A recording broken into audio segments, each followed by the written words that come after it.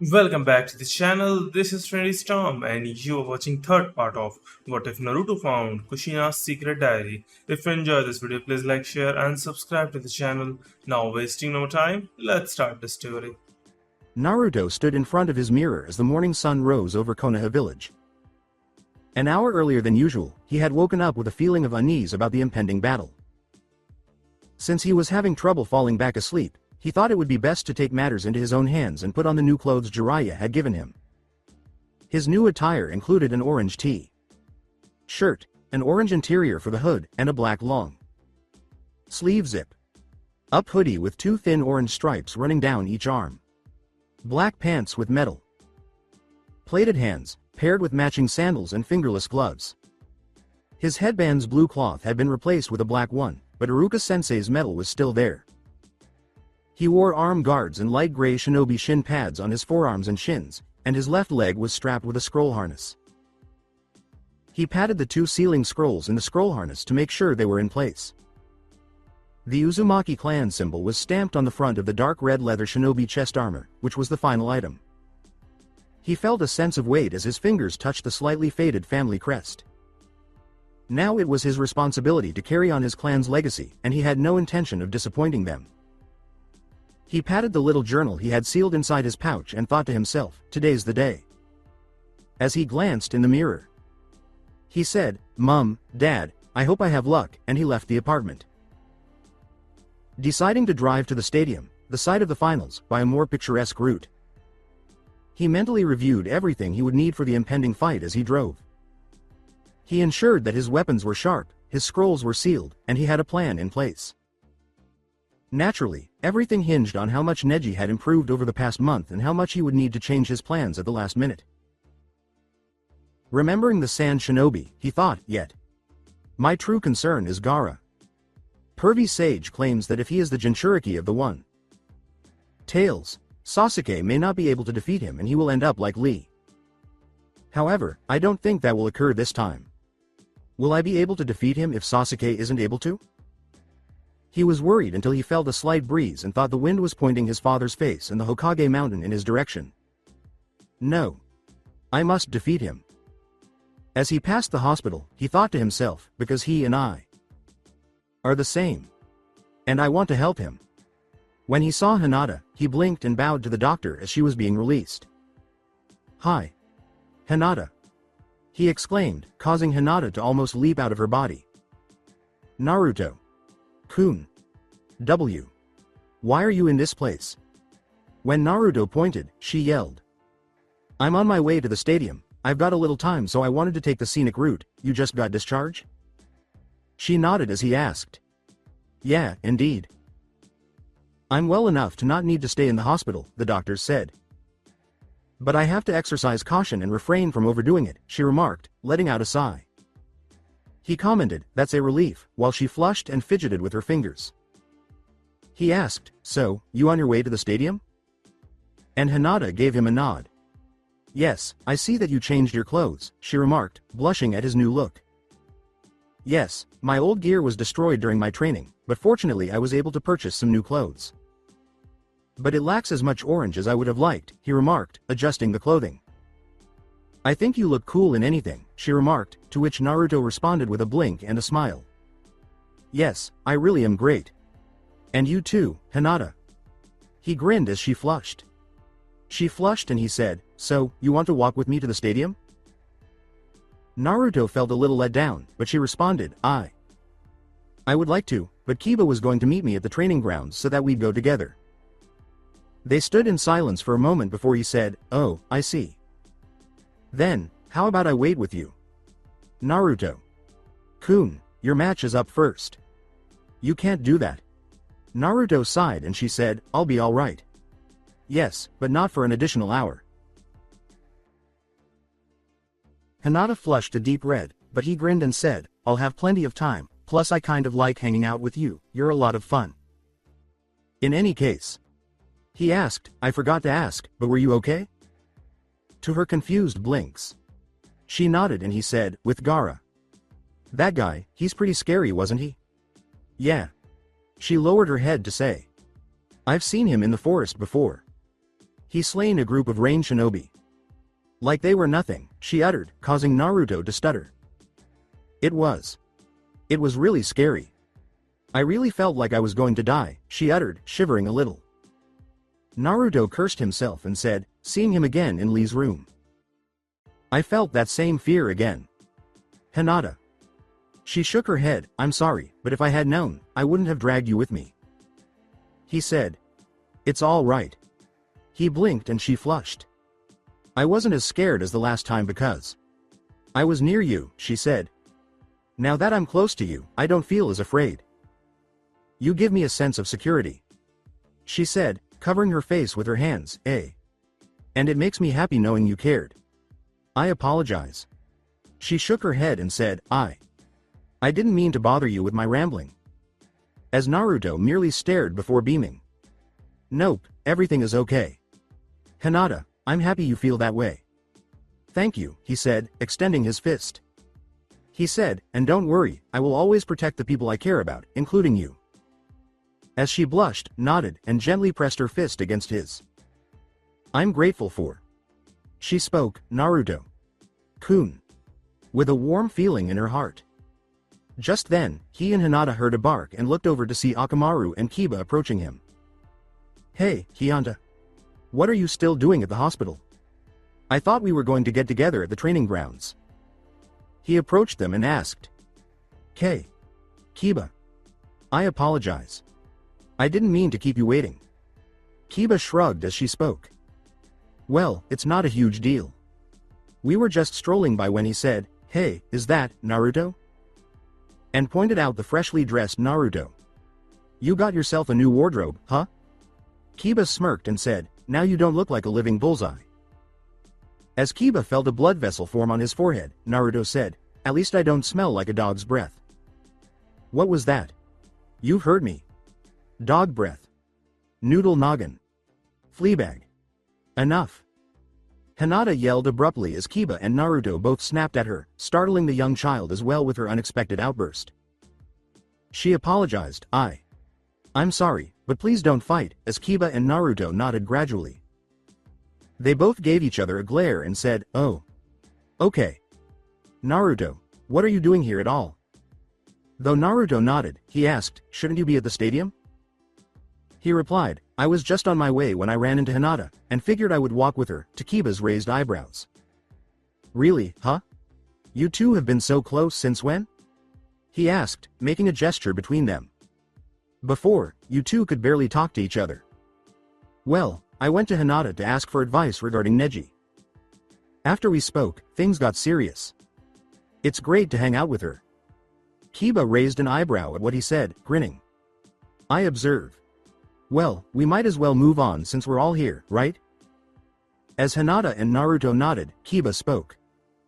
Besides, I'm still irritated that you advanced farther than I did, and I wouldn't want to miss your match. Merely due to your farting in front of me, he complained, to which Hinata shook her head. Kiba, that's not. No, it's okay, Naruto sighed and spoke. Listen, Kiba. I apologize. While it might have contributed to my victory in the fight, I still felt horrible about it. Not how I wanted to win, so how about we have a one? On. One after the exams? Kiba blinked at the boy as he spoke resolutely, but first, I need to make Neji see he's wrong about Hinata and make him pay. To be honest, he was a little taken aback by Naruto's maturity. He half expected him to claim it was all part of his plan and deny it. Kiba, however, realized that Naruto had changed since a month ago after witnessing him acknowledge it and even expressing a desire for a rematch. And there was more than usual resolve in his eyes. All right, so. Okay, if you really must. You know that I won't treat you nice like I did the last time. While Naruto nodded, Kiba spoke. Yes, no issue at all. He pounded his fist into his palm and said, now, let's get going. I have a match to win and an asshole that needs his head realigned. Naruto-kun, please don't be too harsh, Neji is. Naruto nodded while Hinata pleaded. I understand. It's not entirely his fault, and he is still your cousin. I understand that. To help him realize that his opinions and ideas are incorrect, he still needs a solid whooping. And I have to beat it into him because that's the only way it will penetrate his unyielding head. Takes a stubborn person to beat a stubborn person, huh? Naruto gave Kiba a glare as he grinned. Naruto grinned and said, "Laugh it up, but remember who made it to the finals," just as Kiba felt a blood vessel burst in his brain and they got into an argument. "Yeah, I see. There's no guarantee of a promotion just because you made it to the finals. Whoever makes it to Chunin first will win." As both of them shot lightning out of their eyes, Kiba shouted. Akamaru and Hinata, meanwhile, could only sigh at them. Naruto and Kiba nodded as they carried on down the street. Kiba, Naruto. "Kun, we need to get going, or Naruto will be late," she remarked. "Hey, Naruto." He uttered, "Kick Neji's ass." Naruto nodded. "I will, that's my promise," Kiba nodded as Naruto said. Kiba said, "Good, and watch your back," while Naruto gave him a quick glance. "The man Sasuke is up against Gaara. There's something off about him, so you shouldn't mess with him," he remarked, causing Naruto to avert his gaze. "You have no idea," muttering to himself, Naruto considered the one person he had ever met who truly understood what it meant to be a Jinchuriki. Exam Stadium in Chunin. As they peered down at the gathered Chunin examinees, the stadium was crowded with shinobi, foreign and domestic dignitaries, businessmen, lords, shinobi leaders, and prospective clients. A good number of them had been taking wagers on who would win the next set of games. It would start with a match between Naruto Uzumaki and Neji Hyuga. Upon viewing the profiles of Neji and Naruto, a considerable number of them concluded without delay that the Hyuga would emerge victorious over an unknown brat. But the statistics on the stat sheets they were given only covered the previous month. Compared to many of the combatants, none of them had experienced the latest advancements. It was anyone's guess as to who would prevail at this point, but it appeared that Naruto had already been declared a failure. Many were about to learn the hard way that Naruto Uzumaki was someone they should never take lightly. Sakura was watching from the stands, looking worried because she could not see Sasuke yet and assumed it was because of the curse mark he had received back in the forest. "What's going on? It's going to start soon and Sasuke isn't here yet," Ino remarked, surveying the attendees as Sakura, looking concerned, looked on. "I am aware. I'm starting to worry," Sakura remarked as Ino cast a worried glance at her former friend. "Hey," Sakura nodded, "so I'm sure Sasuke will be here. His match isn't until after Naruto's so he still has time," Ino responded to her. "Hey, talking about that, how is Naruto doing? I assumed he would be here by now," she remarked, glancing among the teenagers. Sakura looked around and blinked.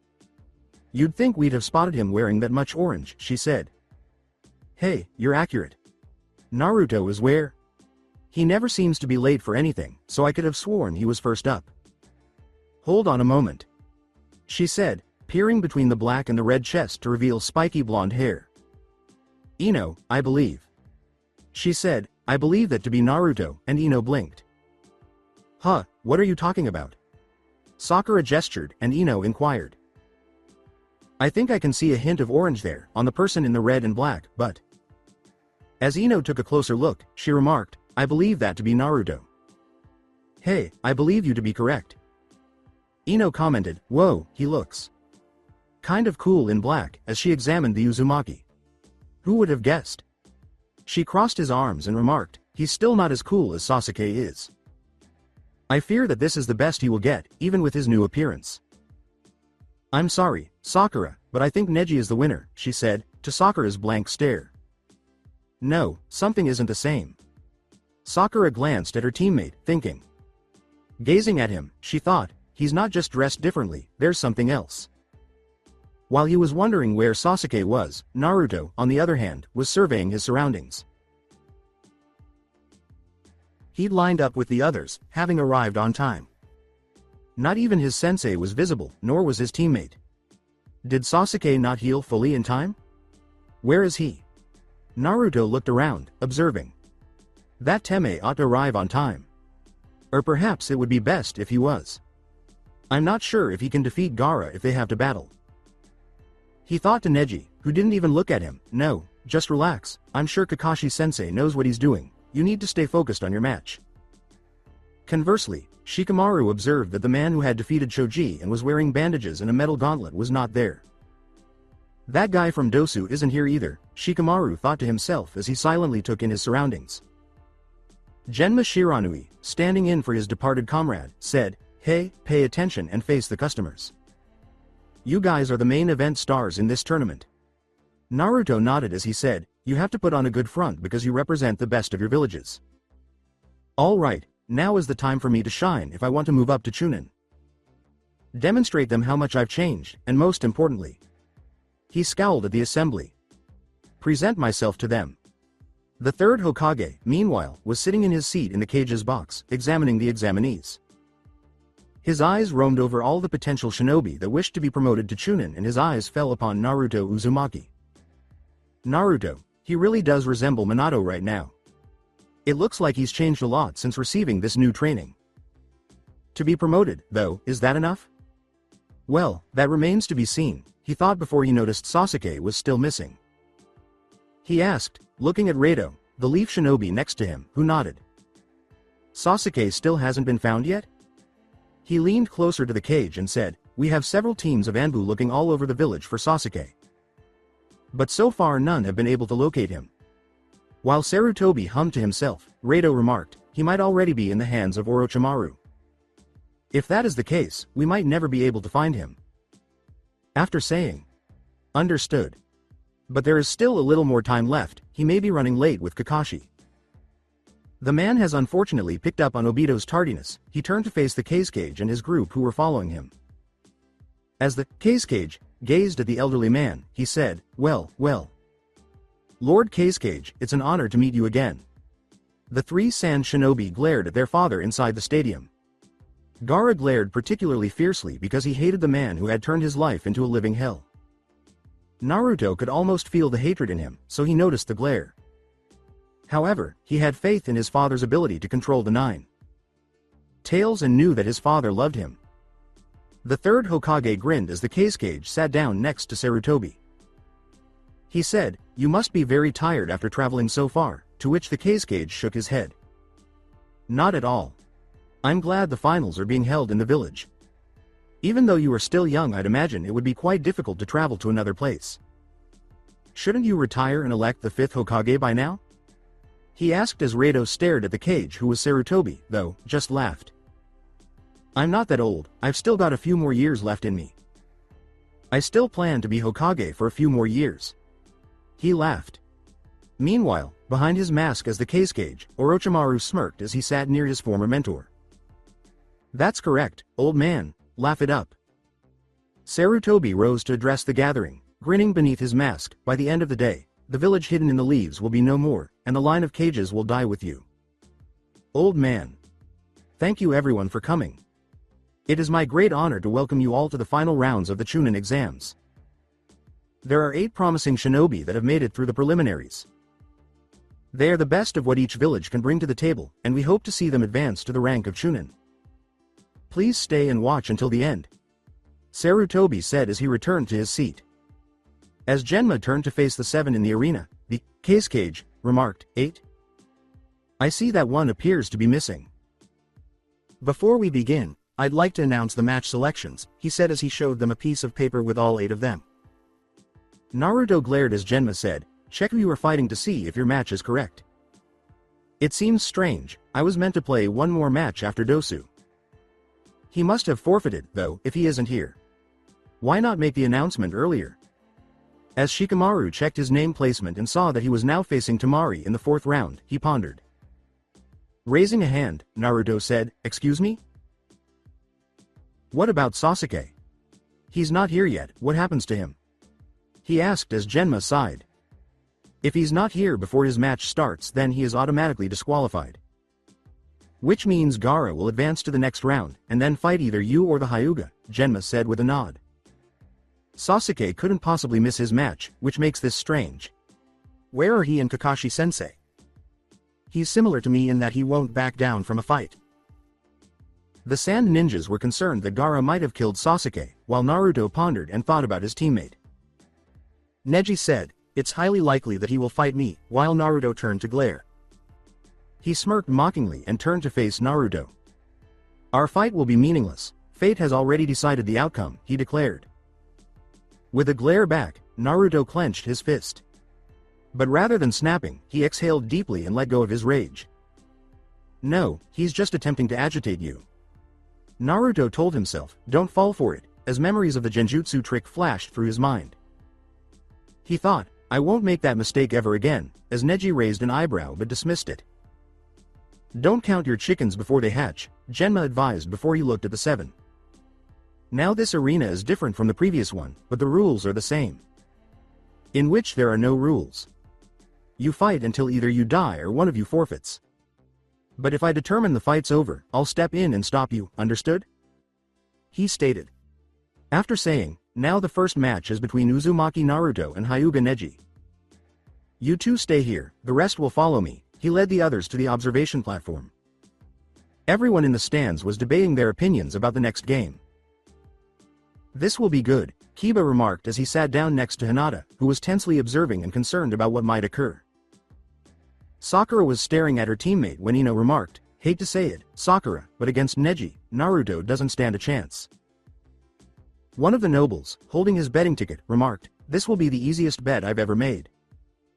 He's some no name brat against one of Konoha's strongest clans, there's no way I can lose.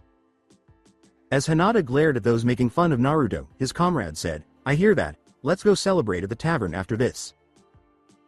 Kid has come a long way, but he has no chance against the Hyuga clan, Azumo Kamiyuki remarked, nodding to his companion. Eventually, children's good fortune had to run out. Azumo laughed, but if he does win, I'll work gay duty for 2 years, Katetsu Higain remarked. I'll join you, Kiba grinned as she turned to face them. Before Akamaru gave him a cheek bump, Kiba thought, I thought that way too, but if I've learned one thing about Naruto, it is never underestimating him. Huh, what is it, Akamaru? Is there something going on? Kiba wondered, as Akamaru pointed to the stands and he noticed an Anbu sitting at the far back. Neji and Naruto were glaring at each other back in the arena. Neji remarked, from the look in your eyes, it appears that you have something to say, but it won't matter what it is. Fate has already deemed you a failure, it will not change today, he said as Naruto glared then held up his fist.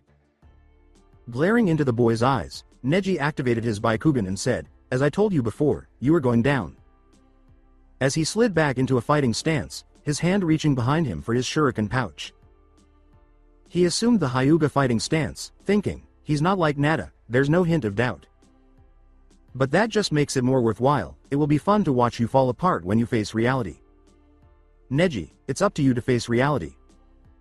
As Neji scowled, Naruto shot back, by the end of this, you'll realize that destiny and fate don't control us, we control them. Hiyashi Hyuga and his second daughter Hanabi were watching the match from up in the stands. Hanabi, nobody else has inherited a Byakugan as powerful as Neji's. As Hanabi turned to face her father, Hiyashi remarked, more so than your sister. Better than Hinata? As Hiyashi nodded, she questioned. He nodded and said, maybe even you, so pay close attention. Genma raised his hand as he prepared to begin the match, and she said, understood, watching the match intently. With a scowl from Naruto and Neji, he declared, the first round of the final exams, Uzumaki Naruto vs. Hyuga Neji. Begin. As Neji stiffened up, preparing for Naruto to charge at him, he yelled. But that caught Naruto off guard, so he remained motionless. Huh? How on earth is Naruto acting? I assumed he would have leapt as soon as the game began. Sakura was not the only one surprised, according to Ino. I understand that this isn't like Naruto, Kiba arched an eyebrow at Sakura. Are Naruto and his patience levels up? As Hinata fixed her gaze on Naruto, who was mentally reviewing his notes and glaring at his opponent, he said. Pulling a shuriken from his pouch, Naruto thought, he can stop my chakra if he can hit any of my chakra points. Not to mention the Byakugan is like having eyes in the back of your head, if what Pervy Sage said is true. Close quarters combat isn't a good idea, but that won't stop him from coming to me. But luckily I have just the jutsu in mind for that. He then threw the shuriken, which flew in the direction of the smirking Hyuga. Is that all there is to it? Horrible, he uttered, just before Naruto displayed a few hand gestures. Shuriken Shadow Clone Jutsu is ninja art. Neji's eyes widened as he quickly pulled out his kunai and deflected them, but before he could say anything, his one shuriken suddenly turned into 20. Whoa! How did Naruto find out about that? The senseis looked on as Sakura nodded and Ino yelled. Kurenai remarked, "That's surprising," and Asuma gave a nod. When Neji returned to the battle, he had just finished blocking the final shurikens before they vanished in a cloud of smoke. Those weren't illusions, those were clones. So he knows more than just shadow clone. Annoying, Neji thought to herself as Naruto made some hand gestures. Jutsu shadow clone. He yelled as he was engulfed in smoke, and 10 more Narutos materialized out of it. Okay, you guys know what to do. Exactly. Ninja art. Shuriken shadow clone jutsu. They yelled as they divided and encircled the Hyuga. 2 of them then rushed to his sides and hurled their shurikens. They yelled, multiplying their shurikens, and Neji swore. Cheap gimmicks. As he was able to parry more of the blows and leap back, he exclaimed. Then 2 clones charged in, holding their kunais in reverse grips, attacking Neji. Neji half expected to kill them easily, since he dodged them and was ready to strike, but this time they didn't seem to be fighting in unison. After one strike missed, another followed suit, trying to keep its clone partner out of the way so that Neji's attack wouldn't catch him off guard. However, Neji was just as quick, evading their blades and striking back with his own. Neji released before 2 more attacked him from behind, managing to clash blades with one as it puffed into smoke. These aren't just clones, but physical copies of the original. So, this is the shadow clone technique. Their chakra levels have been split evenly among these clones that it's making it hard to find the original.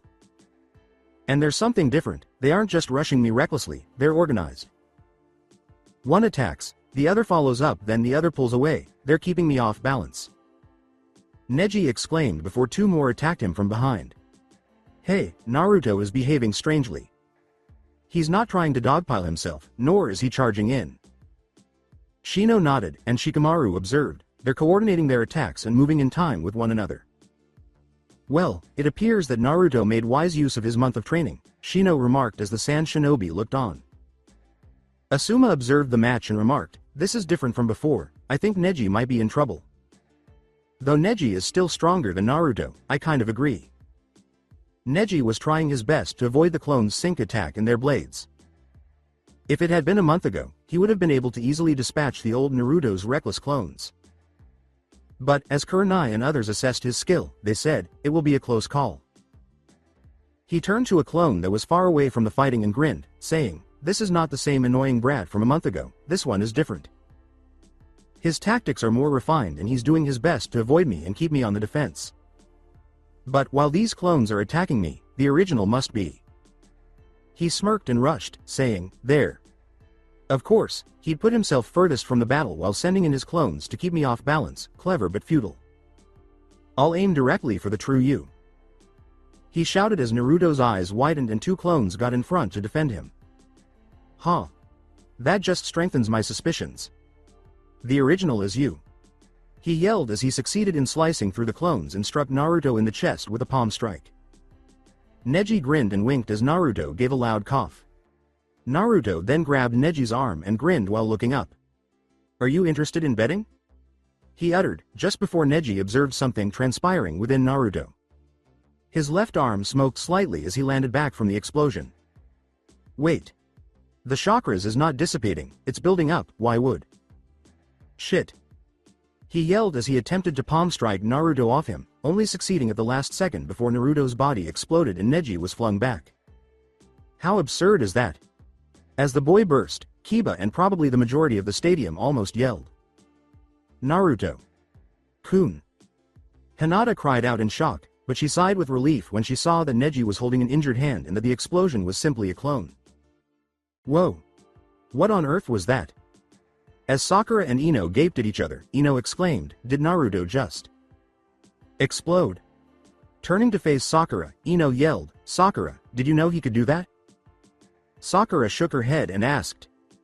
No, I didn't realize Naruto was capable of that. Sakura yelled. Aha. That will make him realize it. The sensei blinked at that, and Kiba spoke. What was that? Asuma nodded, and Kurenai continued, that wasn't just a shadow clone, nor was it a paper bomb. I see what happened, it was the shadow clone explosion jutsu, Asuma said, looking on in fascination. He made those clones, stationed one off to the side, giving Neji the impression that he was the original, but in actuality, he mixed in the exploding clone, so when Neji went to attack it, the clone would explode. He said, that was clever, how he lured Neji into a trap, to which Kurenai nodded. Tenten gripped her fist and scowled. I see, I didn't expect Naruto to be capable of that, Kurenai remarked as Neji held his slightly burned hand. Gosh, we didn't think he was capable of pulling off something this. Tenten watched the match and said, Neji, be careful.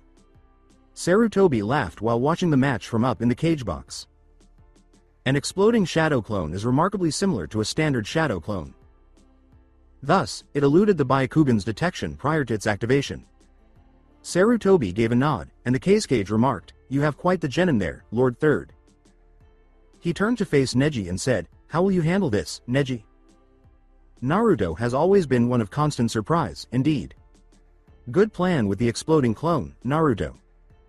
I have to admit when Jiraiya said he was going to use Shadow Clone to increase your training I never expected results like this. He's gone leaps and bounds beyond what he was before, he remarked, looking at the match. Oh my god, you fooled me. Naruto grinned while Neji snarled. What? Did you really think I would be that dumb to take a seat in the back? No, that's not my style, one of the Narutos remarked. I prefer to fight alongside my allies, another added. But that's not all I learned in a month, Naruto remarked, pulling out a second kunai knife with the other clones. Then, as the edges of the charka sharpened, much like when Asuma showed him a month ago, Naruto channeled his chakra into the blade, and Asuma's eyes widened. No, he couldn't have.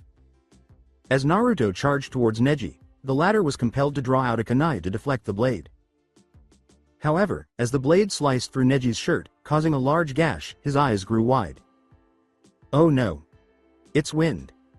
Enhanced kunai knives, and I have to dodge them, he cried, but he went wide-eyed when the blade went through a tree and impaled itself deep into the wall. Is that Asuma? Asuma nodded and Kurenai yelled. Yes, the children were able to figure out how to change his chakra into wind. I thought he was only interested in learning the fundamentals of wind chakra when he first approached me a few weeks ago. I had no idea he was capable of anything like that. Asuma remarked in amazement and a little concern since he thought his wallet was going to be severely empty. However, in just 1 month, could Naruto have learned chakra change? Asuma squinted at Kurenai. It takes much longer than that to apply nature change at that level. It appears that Kakashi's pupil has made far more sporadic progress than anyone could have predicted. He grinned slightly and remarked, Neji needs to be alert from now on. Well, that's impressive. Lord Third, I understand that wind chakra is uncommon in your nation. The Kazekage nodded and asked. It's true that only my late predecessor and my son have been able to use wind chakra thus far. The Kazekage nodded as Sarutobi remarked, it appears that Naruto has a lot more abilities that he hasn't yet disclosed. Clad in the Kazekage, Orochimaru observed the match with great interest. Interesting. The boy is stronger than he was a month ago. He's still no competition to Sasuke-kun. But let's see what more you can show, Naruto Uzumaki. Neji let out a frustrated sigh as he realized he was encircled and had to dodge the Shadow Clone's wind-enhanced kunai slashes, barely escaping with minor cuts on his arms and legs. Oh no. This isn't taking place. A loser like him could not have progressed this rapidly in just 1 month. Neji cursed in his own mind. This is not the same loser who was yelling a month ago about taking on the role of Hokage. It's not me, it's someone else. I have to get this done quickly. As two Naruto charged towards him, Neji cursed. I'm stuck with no options. Although I had intended to save this for later, my current circumstances force me to do otherwise. The clones were about to make contact when Neji began to release chakra from his hands, creating a sphere that deflected the two clones while he spun quickly in one spot. Hiyoshi's shocked eyes grew larger. That's... he exclaimed, causing Neji to spin quickly. He exclaimed, 8 trigrams, palm rotation. As he surrounded his body with a sphere of chakra, warding off the approaching attacks and driving the Naruto clones back as several of them vanished in smoke. With their knives raised in defense, Naruto and the other clones leapt back. Naruto added, so. He had a secret move too, to which Neji grinned. As he took his position, he exclaimed, did you think that you won? Don't make me laugh, this is only the beginning. I'm not going to make the same mistake twice. If he's in the lead, he's probably already there. This concludes now. Hanabi exclaimed, Father, that was then. As Hiyashi gave a nod. Yes, the 8 trigrams, palm rotation technique. It's one of the main branch techniques that can be only passed down to the heirs of the Hyuga clan. For him to have been able to master such a technique by merely watching it, Hiyashi narrowed his eyes. Brother, your son is genuinely talented. Hiyashi's eyes widened as Neji slid into a new stance. That's... Next, Neji ran over to the nearest Naruto and gave him a chest kick. You are in my reach, he uttered as he struck Naruto in the chest, concentrating chakra into the tips of his fingers. He struck Naruto hard in the chest and exclaimed, 8 trigrams, 64 palms. Tenten grinned from the stands as Neji continued to precisely land another round of blows into Naruto's chest. 4 palm. 8 palm. 16 palm. 32 palm. 64 palm. He yelled. Now that Neji has them in his 8 trigrams, 64 palms, there is no turning back. Tenten thought, sorry kid, but this is as far as you go, as Naruto began to stumble backward. However, not before grinning at Neji, whose eyes grew wide at the rapidly developing chakra in his body. He kicked the clone in the chest and pushed it out of blast range just as the clone exploded, exclaiming, shit. Another one. As she and the rest of the audience stared in shock, Tenten exclaimed, what the heck? He made another one. Asuma and Kurenai watched the battle unfold. That was close. If it had been the real Naruto, this fight would have been over. Kurenai said. As he observed Neji struggle in this fight, he acknowledged, still, it's too early to judge yet. But I don't like Neji's odds at this point. I see, so it wasn't just the one time, he made more and spread them out amongst the clones. Which means any close combat with Naruto is, Shikamaru said with a nod. Shino concluded for Shikamaru, no longer a viable solution for Neji, as they both observed the battle. As he and the others watched the fight, Shikamaru groaned, who would have thought Naruto of all people would have progressed so much in so little time? What a drag. Neji was still recuperating from the explosion. Damn it, he pulled a prank on me again. This is getting old. Neji glared among the clones. As the real Naruto stood among the clones, Neji remarked, so you hid more exploding clones, among the others, forcing me to keep my distance. You cheeky bastard. I was correct. He did indeed have additional tricks up his sleeve. It's fortunate that I chose not to engage in that final attack because I would have been struck by that 64 palms move. My intuition tells me that the technique would have closed my chakra if it had struck me. And it appears that he surrounded himself with a chakra defensive dome to block my blows. Not only does he say, within my range, which means I can't get too close to him without getting hit by that move, but shurikens and physical attacks are also out of the question. Which implies I should maintain my distance. He must have a limit, though, because his rotating defense requires a lot of chakra to use. If that is indeed the case, Naruto smirked and crossed his fingers. I just need to push him over that edge. Naruto called out, Shadow Clone Jutsu, while conjuring up multiple additional clones. The clones nodded and Naruto commanded, you know what to do. Then, as the clones started to encircle him, they dispersed. What is he doing? As he assumed a different stance and observed the clones encircling him, Neji questioned himself. Then, while they yelled, the clones launched yet another round of shuriken. And hurled several shurikens at Neji, exclaiming, Ninja art, Shuriken Shadow Clone Jutsu. He yelled, that won't work on me. As he rotated and released his chakra. Neji shouted, 8 trigrams, palm rotation. While dodging several shuriken strikes. Naruto nodded and narrowed his eyes, sensing a brief pause in time following the attack. He exclaimed, I see, okay, guys. Wind maneuver. As the clones gave a nod. As they multiplied and raced in the direction of Neji, several clones unleashed another barrage of shurikens. As another group worked through hand signals. He yelled, you idiot. I told you that won't work on me. While blocking the blows with another 8 trigrams, palm rotation.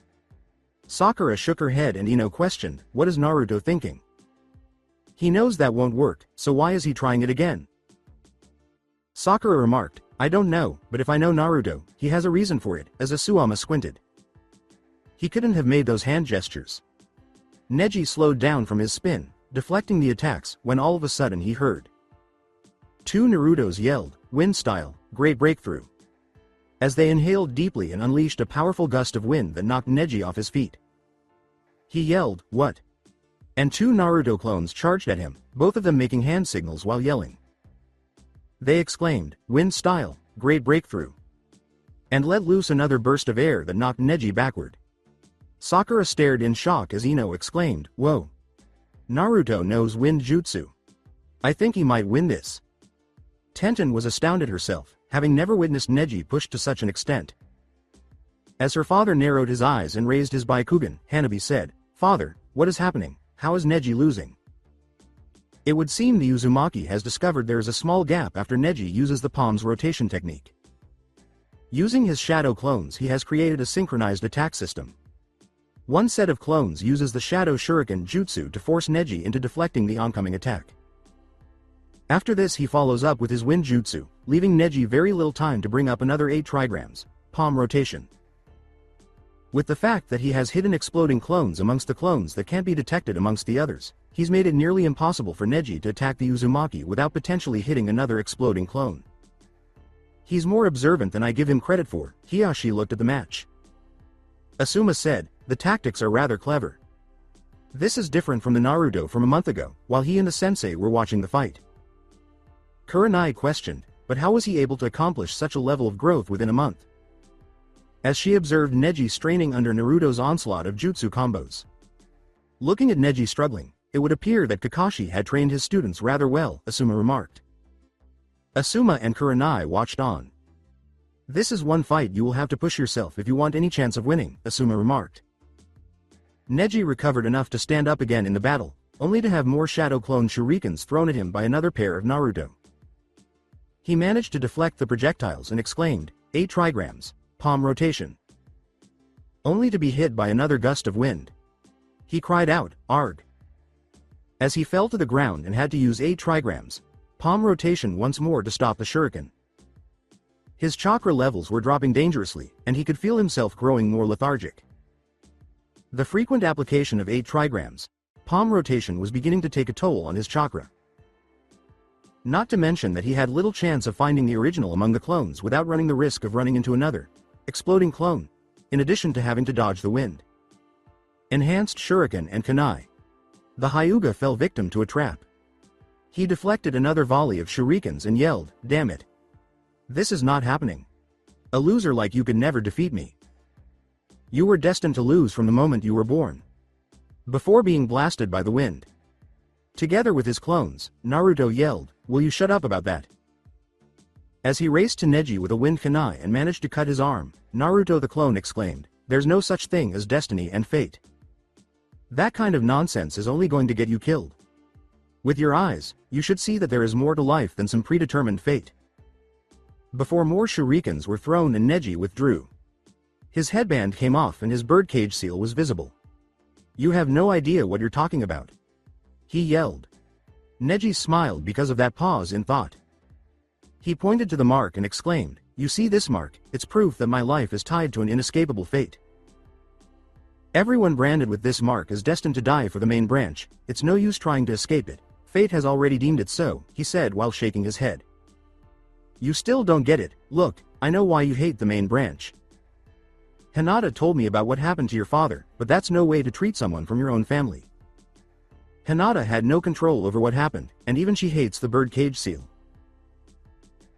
If you were truly smart, you'd see Hinata as your best chance at changing the Hyuga clan, but instead, you've harbored this hatred for something she had no control over," Neji growled at Naruto. As Naruto's eyes darkened and he felt the seal of 9 tails beneath his shirt, he yelled, "Shut up. You have no idea what you're talking about. An orphan like you can never understand being burdened with a mark you hate so much. To be marked with something you never asked or wanted." He relived his early years, recalling how people would make fun of and ignore him. Treated him as though he was a misfit due to circumstances beyond his control or decision making. He would have hated the 4th Hokage in the past for imprisoning the 9 tails inside of him. However, his determination was strengthened even more upon discovering the reason behind his father's selection. He said, raising his eyebrows at Neji, "You have no idea How wrong you are. You think you're the only one that's special, you think you're the only one that suffered? Don't make me laugh. Other people have had it worse than you. Even Hinata has suffered just as much as you, she's a member of your so-called main branch, and yet she's never acknowledged for her strength, even when she's coughing up blood. But despite that, she still tries her damn hardest to prove them wrong. And you're no different either. You're supposed to protect her, yet you put her in the hospital. The way you're acting proves you're trying to change your fate as well. He shouted as Neji stiffened at this and he glared. That was nothing, merely a footnote on my predetermined fate. It wasn't nothing. Stop trying to use fate and destiny as a damn excuse because you're afraid of trying. That Byakugan may see almost anything but can't see people's fate. In the end, it's all up to you. So what will you decide, Neji? Are you going to give up and be fate's bitch? Or are you going to fight for your own sake? He screamed as Neji noticed a strange his chest. He was unable to adequately describe it. There was nothing like any other boy Uzumaki Naruto had ever encountered. Someone who appeared to just ignore all that was thrown at him. It angered him and called into question all he held dear. Thus, why? What made him believe him? Neji grinned and took one final stance before using his Byakugan once more. Excellent. Then show me that fate can be altered, Naruto Uzumaki, he uttered, grinning and nodding. He slid back into his fighting stance, saying, I will. He said, let's finish this, and Neji nodded before beaming. Neji said, walking quickly in the direction of the real Naruto, but in telling me your opinion. Hurrying ahead, he dispatched the shurikens and the clones. He charged at Naruto, yelling, you've inadvertently given yourself away. Ah, what a bummer. He ought to have predicted that one. Shikamaru slapped his forehead in the viewing box. The match is not yet over, Naruto has surprised us so far. Perhaps he has one more trick up his sleeve. Shino remarked while observing the MTA. Despite Neji's sudden approach, Naruto remained calm and composed. It was only at the last second that Neji noticed Naruto making a series of hand gestures while grinning. He yelled, you won't be able to stop me with that wind jutsu in time. As he executed his 8 trigram, 64 palms move. He exclaimed, you are within my range. As soon as he completed the hand seals and forced them to fall to the ground, a slab of earth erupted between them, and Hyuga slammed his hands against the stone wall, breaking his fingers in the process. Naruto yelled, earth style, mud wall. He looked at the stone slab and exclaimed, what? Earth style. As she and the others stared in shock, Ino exclaimed, what the heck, how long did he have that up his sleeve? As Kiba gaped at the scene, saying, holy crap. When did he learn that? Hinata felt happiness shoot through her. She said, Naruto. Kun, observing the boy she found admirable maintain his composure. Asuma and Kurenai stared in amazement, well I'll be, looks like Naruto has more surprises than we thought. Neji slammed his fingers headlong into the stone, and now he held his broken fingers and cursed. He moaned, damn it, as 2 clones charged at him and hurled 2 kunai in his direction, making him utilize palm rotation, one of the 8 trigrams. The last time he deflected a kunai, 2 more were aimed at him and wrapped around his wrists with ninja wire attached. He exclaimed, what? This is... as 2 clones on each wire pulled and separated his arms from him. He screamed, damn it. As 2 more encircled his ankles to keep him restrained. Naruto exclaimed, like I said before. As he looked up in time to see his fist coming directly at him. He yelled as his fist struck Neji's face and he fell hard to the ground, I'm going to make you wake up to reality. And make you see fate is what you choose. Because I plan to become Hokage one day. He was broken and defeated as he lay on the ground, and saliva shot out of his mouth. The Hyuga prodigy fell like a bag of potatoes as the audience watched in silence as the Uzumaki delivered the last haymaker to him.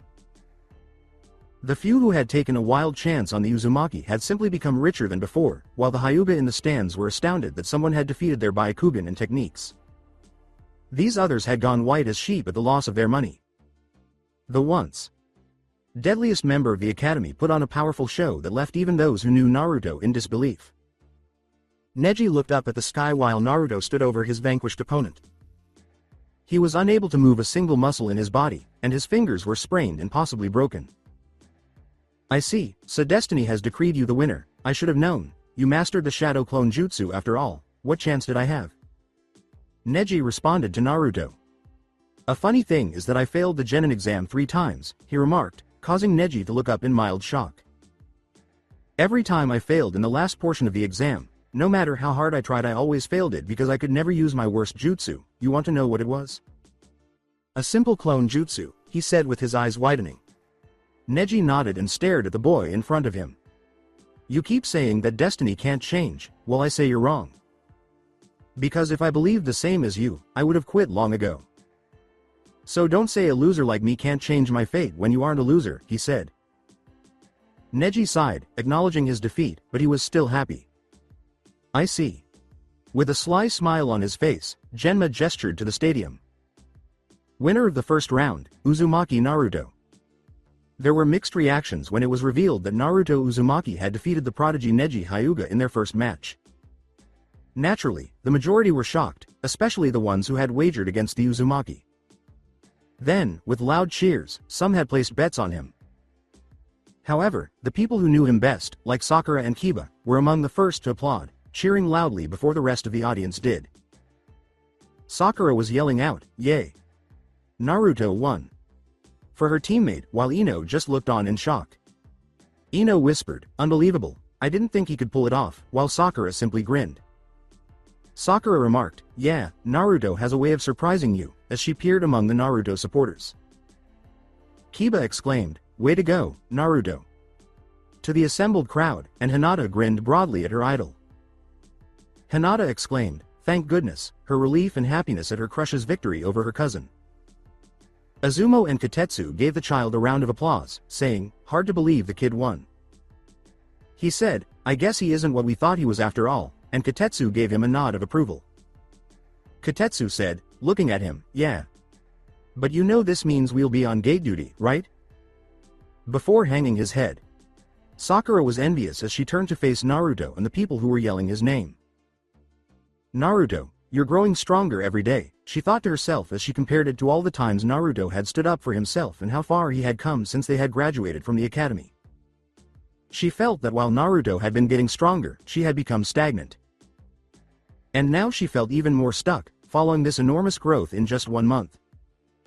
When Ino turned to face her, she said to herself, "To be honest, I'm a little jealous." She asked, "You okay, Sakura?"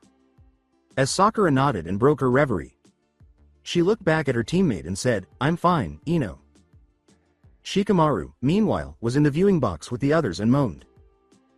Shino shook his head and Shikamaru moaned, "Oh man, I can't believe you won.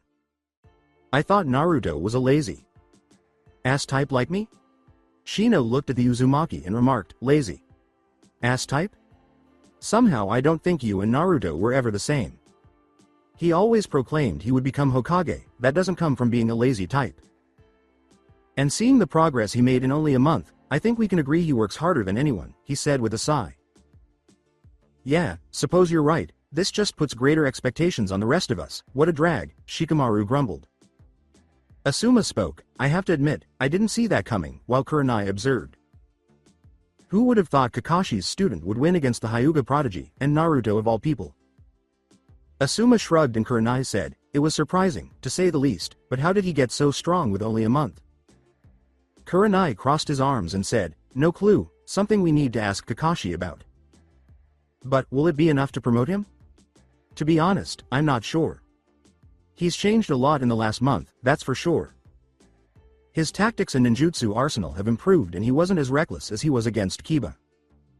However, this is only the first round and so far he hasn't proven he's Chunin material yet.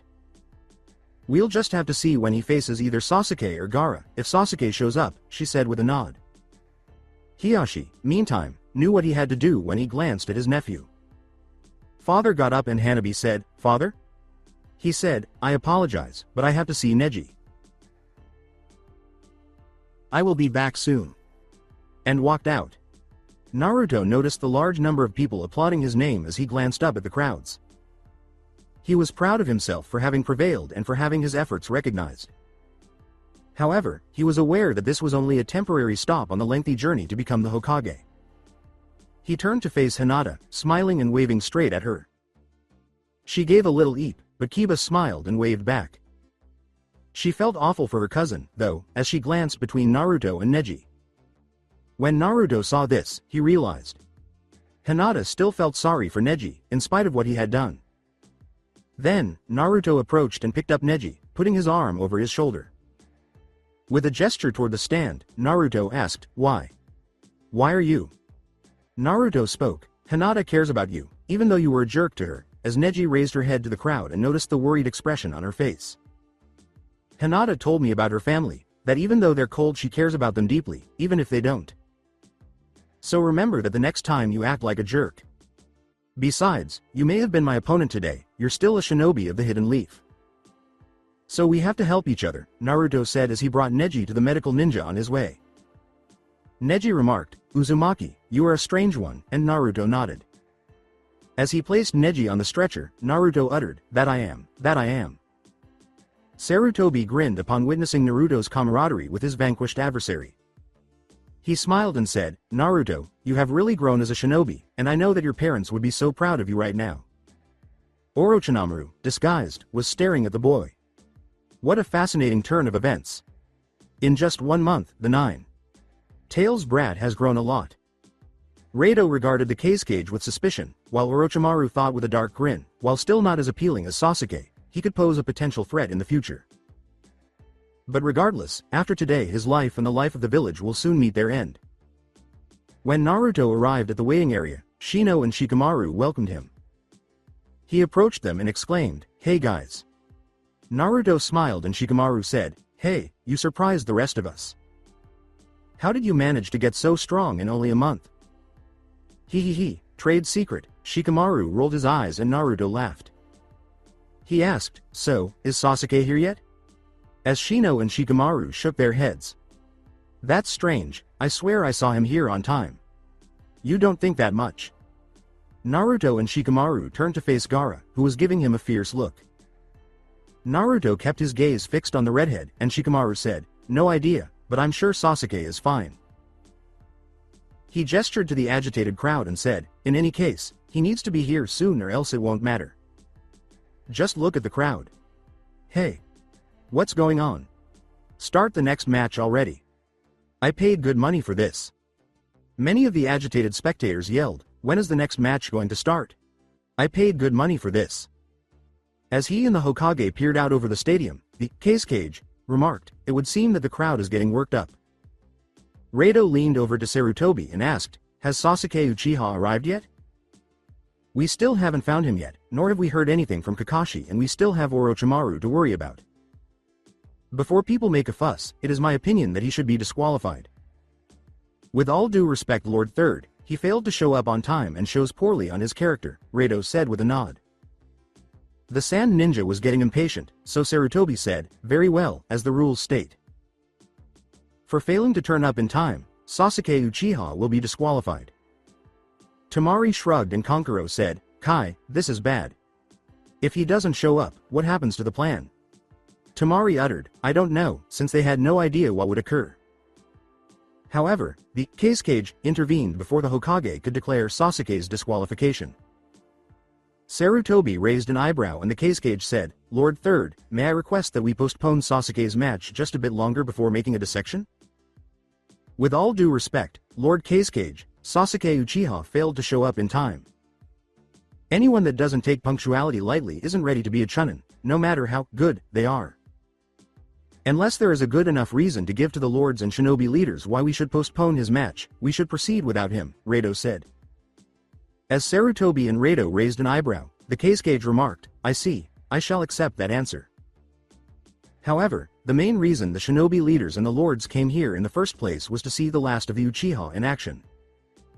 The Land of Wind would also request that our strongest shinobi, Gaara, face off against the Uchiha as well, to see who is truly stronger. The case cage inquired as Sarutobi narrowed his. As Rado appeared uncertain, the third said, "Very well. We will make an exception for Sasuke and postpone his match for now." "Are you certain about this, Lord Hokage?" As Sarutobi nodded, he asked. He nodded, and Rado went to tell Genma. Just inform the examiner, he said. Hey, what is happening? As Naruto observed Genma conversing with Rado, he inquired, do you think it's about Sasuke? As Shino and Shikamaru pondered, he asked them. Shikamaru said, surveying his surroundings, maybe. After all, a lot of people came to see Sasuke, the last of the Uchiha. Naruto nodded and Shikamaru countered, they paid good money to see him in action, so they probably want their money's worth. I see. I guess that by winning my fight, I offended a few people. As Shino and Shikamaru nodded, Naruto spoke. I have no doubt about that, Shikamaru remarked, just before Shino realized the examiners had ceased speaking. Amidst arguments, some people were shocked, especially the Sand Trio. Ladies and gentlemen, the combatant for this round has still not arrived, so his match will be postponed and we will move on to the next round, Genma declared. What a relief, phew. Sakura appeared more worried than anything, but Ino sighed with relief that Sasuke wouldn't be disqualified. Hi. That only indicates that my match is getting closer. As Naruto and Shino rolled their eyes, Shikamaru grumbled. Pardon me. One of the shinobi leaders shouted from the stands, as he stood up. The man had shoulder-length black hair with piercing red eyes. May I be able to say something? Captain Wolf, is there anything wrong with this decision? Lord Onyx Wolf was a retired shinobi from the village hidden in the leaf. He was a former Anbu Forces captain who had won numerous missions and fought in the previous shinobi war. Hard work, dedication, and adherence to the shinobi code were the three things that made Lord Onyx Wolf a shinobi. Genma asked as he studied the man. I want to formally express my disapproval. I don't think the Uchiha should be granted any extra rights just because he is the last member of his clan. Wolf quarreled, sensing the inevitable ire from the assembly. Hi. Quit talking. I bet heavily on his match, and I won't lose it because you bet against him. Another exclaimed as a major commotion was created. Quiet. Even Naruto had to hold his tongue as the crowd was effectively quieted by his fiercely intimidating shout. A shinobi is expected to be on time for all missions, critical or not, and to never be early or late. My complaint is not about monetary gain, but about the consequences of giving shinobi special treatment, who has no regard for the rules, he said, looking out to the others. Even a small delay can have serious consequences, even to the point of total failure or death. Our enemies will not hold back or stop for a glass of sake when our backup or allies are an hour late. Instead, they will attack us with ruthlessness and no regrets. I don't think this Uchiha is ready to be promoted to Chunin if he doesn't comprehend that aspect of a shinobi. You guys can argue all you want, but I know that a fellow shinobi would never put up with such flagrant misbehavior from one another. Do you really believe that he should receive preferential treatment simply because he is the last member of his clan, when others have worked hard and arrived on schedule? Other more seasoned shinobi nodded in agreement as he yelled, many of them felt their words stuck in their throats. Pardon me, but I don't think we should treat people differently when the real world never provides such luxury. As he sat down, he said this, and many of the shinobi leaders agreed, speaking up to declare Sasuke Uchiha to be disqualified. Sarutobi concurred with the former shinobi, saying, well, it seems like we have no choice. I hereby announce that Sasuke Uchiha is disqualified from the finals, and his opponent Gaara will move on to the next round. As many people grumbled and Sakura and Naruto appeared oppressed, he declared. Lord Hokage, perhaps you are being too hasty, said the Kage. I agree with Lord WOF, but surely an exception can be. Lord Wolf is right, though. Just because he is the last member of his clan, doesn't mean we can treat him differently. He would have shown up on time if he was really interested in getting promoted. Other dignitaries will be upset with us for this, but we can't ignore the fact that a shinobi who doesn't care about timeliness shouldn't be trusted with crucial missions. He declared, my choice is final, to the Kage holding his fist. With a strained voice, he said. Of course. Lord Third, turning back to the stadium while Rado gave the Kage a stern look. What? That can't be done to Sasuke, though. As Sakura expressed concern over Sasuke's disqualification, Ino grumbled. But they can't do that, Sasuke, Hinata remarked, worried for her crush as she turned to face Naruto at the viewing box. *T. How absurd is that? Why did they rule Sasuke ineligible? This is unfair. Before Shikamaru put his hand on Naruto's shoulder, the latter said, I'm going to talk to the old man and Naruto, that guy makes a point, and the decision is made. How can we expect Sasuke to be punctual for a mission if he can't even be relied upon to show up for a match? Shikamaru remarked, you realize that he's right, as Naruto glared at the Nara and let out a defeated sigh. Naruto relaxed and said, yeah. You're right. Thinking, now it means I'm up against Gaara, he glared at Gaara, who appeared to be staring at him. Please have Aburame Shino and Kankuro head to the arena. Genma declared as Kankuro swore. This was not intended to happen. Why did they disqualify him? My match is irrelevant, but I can't risk falling for any of Karasu's tricks. I can't risk giving anything away to the enemy, he said, turning to Temari, who nodded. I give up. With everyone staring at him in mild shock, he declared. What? Shingo was equally as shocked as Naruto and Shikamaru, but he didn't show it. How on earth could this be? We got this for a pretty penny. While Shino was staring at the Sand Shinobi, the crowd was booing Kankuro. Shino asked, what is he up to? Concurrently with Genma, who was equally perplexed by his abrupt resignation. While Temari, unlike her brother, was less concerned about her secrets being discovered by the enemy, she still knew that she needed to buy some time before the invasion started, so she took it upon herself to divert their attention. Temari just scoffed as she drew her fan and dove down into the ring. Nara Shikamaru, I see someone who is very eager. Would you kindly proceed to the arena? Shikamaru cursed, and Genma yelled. His train of thought was interrupted as he felt a hand pushed into his back. Damn it, why is she so eager? This is a total drag, I don't even care about being promoted. Maybe I should just forfeit, I never even wanted to be here in the first place. Shikamaru, show her what you're made of. I accidentally shoved the Nara over the edge and landed rough on the ground, Naruto yelled, his legs bent over his head and giving him the stink eye. He moaned, damn it, Naruto, while the boy smiled.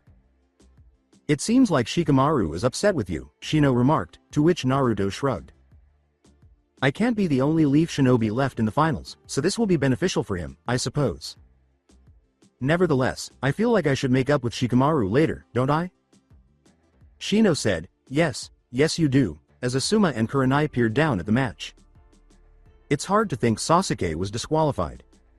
But it's obvious he's not ready for Chunin if he can't arrive on time. But whatever happens, how do you think Shikamaru will fare in the end? Asuma stroked his beard and Kurenai inquired. It's not like he's driven to win after all, so tough call. But Shikamaru has more going for him than just being lazy, Asuma remarked, speculating about his student's prospects with Temari. Shikamaru was being pelted by people's trash, and he was thinking to himself, damn it, this is a real drag. They're just upset because they came all this way for Sasuke, and instead have to watch my pathetic match. Man, this is a drag, I just want to go home. Temari was staring at the downed Nara before she unfurled her fan. What? Will you finally give up? Before charging at the Nara, she asked with a hint of taunt, if you're not going to start, then I will. She cried out. Hi. The match wasn't started by me. She closed her fan as she swung the large object and slammed it down on Shikamaru. Before it was revealed that she missed and Shikamaru was standing on the two kunai he threw into the wall, Genma yelled as Shikamaru quickly pulled out two kunai knives and threw them at the wall. Man, you're so fired up. Look, I have no desire to engage in combat or even turn into a Chunin. It's just too much work and hassle. Temari glared at him as he grinned, but if you're going to just attack me like that, then I guess I have no choice. Alright, let's begin Nara Shikamaru and Temari's second match. As Temari unfolded her fan and released a strong gust of wind from it, Genma made an official announcement. As he and Shino observed the battle, Naruto remarked, so, she uses the fan to increase her wind style. Shikamaru's going to have a hard time fighting against that. However, after the dust settled, Shikamaru had vanished and could be seen hiding behind the trees. Temari smirked and said, so far all he's good for is running away, as Shikamaru hid behind the trees. What a drag, man, Shikamaru grumbled. Yes. Good day. Whoop that ass. Put the 1-2 in motion. Shikamaru sighed and shouted from the stands to Ino. Hey, is it okay to sit here? Sakura and Ino turned to see the plump ninja munching on a pack of chips when Shoji inquired. "Shoji, they let you out of the hospital already?" Shoji nodded and Ino asked. He sat down and said, "Yeah, after my stomach settled down the doctors said I was good to go." He questioned, "So, what did I miss?" "Naruto defeated Neji in his match, you won't believe this. Win against him without getting hurt." Shoji blinked as Ino spoke. "Naruto succeeded?" He said, "Wow, no offense intended, but I was positive he would lose to Neji," and Ino nodded. "Yeah, but looks like Naruto changed in the last month. Right now it's Shikamaru and that Tamari girls match." "I thought Sasuke was supposed to be next?" Shoji inquired as Sakura appeared to become even more glum and inwardly twisted at the mere mention of Sasuke. "Shoji, don't bring up Sasuke. Besides, Sasuke was just disqualified because he arrived late," Ino growled at Shoji as they turned back to watch the fight. "Alright, so? I suppose there's nothing left to be done." Nevertheless, knowing his old friend, Shoji remarked, "It seems strange that Shikamaru is in the finals. It seems out of character for him." "Hey, sure, Shikamaru lacks some fighting prowess, but he more than makes up for it with his ability to plan and strategize." Shoji shrugged and Ino argued he could win this match. "Yes, but based on my extensive knowledge of Shikamaru, I can assure you that he will resign." With a huff of irritation from Ino, Shoji said, "Just watch. We'll check into that. Go on, Shikamaru. Smack her in the bottom. I defy you to give up now." Shikamaru sighed and she screamed. "Dude." Gazing up at the clouds, he thought, "I wish I was anywhere but here. If only I were a cloud. So free. Spirited, unconstrained by these annoying issues. Even to the extent that I don't want to be here." He thought, "The only reasons I became a ninja were because of my clan, my dad, and the fact that I thought it would be interesting, what a drag." But then he saw the slab of earth that Naruto had made during his fight in the sun setting. Though, smirking, he thought, "I guess things are never going to be simple. What is the purpose of that foolish smile on his face?" Tamari watched impatiently, growing more and more irritated with his cowardly antics before deciding to take action. "If he's mocking me, he's got another thing coming," she thought angrily as she withdrew her fan. She waved her fan, unleashing a strong gust of wind that tore through the trees and raised a ton of dust, exclaiming, "Wind style. Cast net. That is the same method that destroyed my weapons." Tenten saw the attack coming as Tamari glared at the dust, and then a long, thin shadow appeared out of it, coming directly at her. He employed the same jutsu on that sound ninja. Tamari realized this and swiftly leapt back to avoid the ninjutsu, but as she did so, she saw that the shadow was getting smaller. "It is getting smaller," she thought to herself before smirking and drawing a line in the dirt that stopped short of the shadow possession jutsu. "I've detected your ruse." Shikamaru glared as he stood there. "Looks like there's a limit to how far you can stretch your shadow," she exclaimed. Shikamaru scoffed and put his hands in a strange sign, but she yelled, "No matter how much you stretch and change its shape, you can't stretch it any further than the surface area of your own shadow." "What is that sign?" Asuma smirked and Kurenai asked. "It's a force of habit, not a sign of jutsu. That is how Shikamaru always puts his hands together when he is stuck and needs to think of a new plan of action. He's always done that when we play shogi together, even in the short time I've known him." Kurenai raised an eyebrow at Asuma's statement, "I've never been able to beat him. This isn't a strategy game. This is a real battle. Hold on." Asuma smirked as Kurenai countered, "And I've seen his grades, they were the same as Naruto's. The problem is that Shikamaru is so indolent that he didn't bother to take notes during the academy written exams." He said. Kurenai's eyes widened at this. "I gave him an IQ test in the form of a game, and he has an IQ of 200, he's a natural born genius." He watched his student and said, "And besides, we've seen how much Naruto has changed in only a month, Shikamaru may just surprise us yet. I hope." Tamari was staring at the shinobi impatiently as the sun started to set a little lower. "How much longer are you going to just keep hiding from me, you coward?" She yelled as she used another wind jutsu to blast him, but in the meantime, Shikamaru was preparing his strategy by taking off his headband and jacket. As he fastened his shirt to the kunai, he thought, "It's important to time this perfectly and move her a little closer." With Tamari grinning, he initiated his plan under the cover of the dust, throwing a kunai knife at her, forcing her back, and then using the shadow jutsu. Nice try, but your jutsu won't work on this side of the line while I'm here. Wait. Shit. As the shadow extended beyond the boundary and directly toward her, she became aware. She yelled, "Damn it!" and leapt further back until the shadow vanished. Hey, that makes sense. You were merely buying time for the sun to set, extending both your own and the wall's shadows. Shikamaru scowled as Tamari examined. But this is as far as I can go, based on how far away the wall and the shadow are. All I need to do now is... Tamari. Be careful. Superior to you. Looking up, she saw that Konkuro was hovering above the arena with his headband and jacket acting as a makeshift parachute. She also heard him yell. It was barely enough to cast a tiny shadow beneath her, which shot straight towards her after stretching into the space. She yelled, "Damn it!" and leapt back from the shadow to stay clear of him. But she didn't pay attention to her surroundings in her haste to get away from the shadow, and as a result, her back crashed into the earth wall that Naruto had previously built. *T. How could I? Ga. She exclaimed, becoming immobile all of a sudden. Damn it, D. She uttered, I can't move.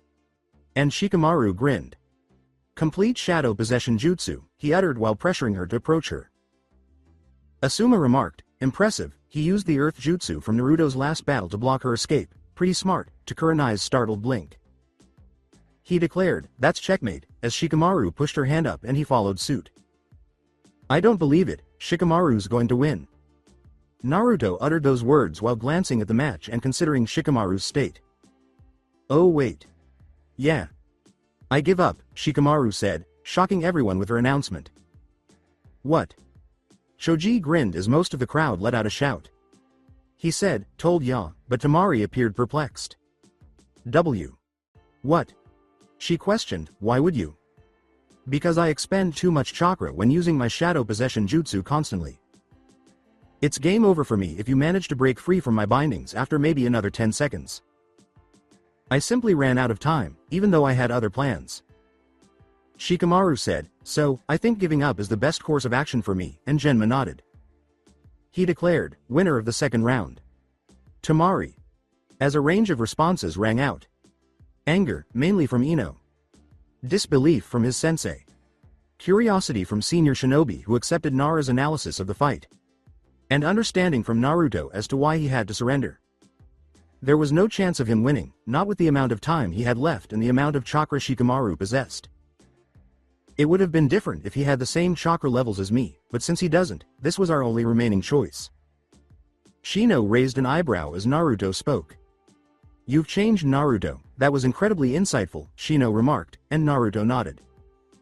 Yes, he uttered as he reclined on the railing, glancing briefly at Gaara. All right. With a scowl, he and Gaara exchanged, now I'm next. Sarutobi remarked, well, that was an interesting match, after reviewing the outcome. A true shinobi must always be able to judge the situation is in effect for the best results, and Shikamaru was wise to know when to quit. Had he possessed a team, the outcomes might have been otherwise. However, Sarutobi judged that mentally, Rado had the best chance of becoming a Chunin leader, and Rado nodded. In any event, the subsequent round will commence. Naruto seized the opportunity to leap to the ground and advance towards Shikamaru. Good match. I know you had to quit, even though I don't like it. He said, I guess you can't win every battle, to which Shikamaru arched an eyebrow and nodded. Yeah, and hey, Naruto, he uttered, raising his gaze to find Gaara gazing at them. Watch out for that guy. There's a major problem with him, Shikamaru said, turning to leave. Naruto gave a nod. You have no idea, before noticing the leaves whirling around, Naruto said. What the? Kakashi Hitaki and Sasuke Uchiha were standing in the middle of the ring when all of a sudden the leaves started to scatter. The young man was dressed in a black jumpsuit with a high collar, and he had small black belts wrapped around his shins and left arm. In addition, his hair grew a little longer as they stood back to back. He also wore elbow protectors. Then, with a head rub, Kakashi turned to face outside and apologized. Are we running behind schedule? You're damn right you're late. Rock Lee, severely hurt by Gaara a month prior, was outside the stadium, limping on a pair of crutches. After being released from the hospital, he was now traveling with his sensei, Maeda Guy, to witness the last rounds. Grinning, the two guards at the entrance greeted the pair. The guard said, "Welcome back, Guy. You two better be heading in. The next match is about to start." Guy nodded. Guy greeted the two guards, "Yosh.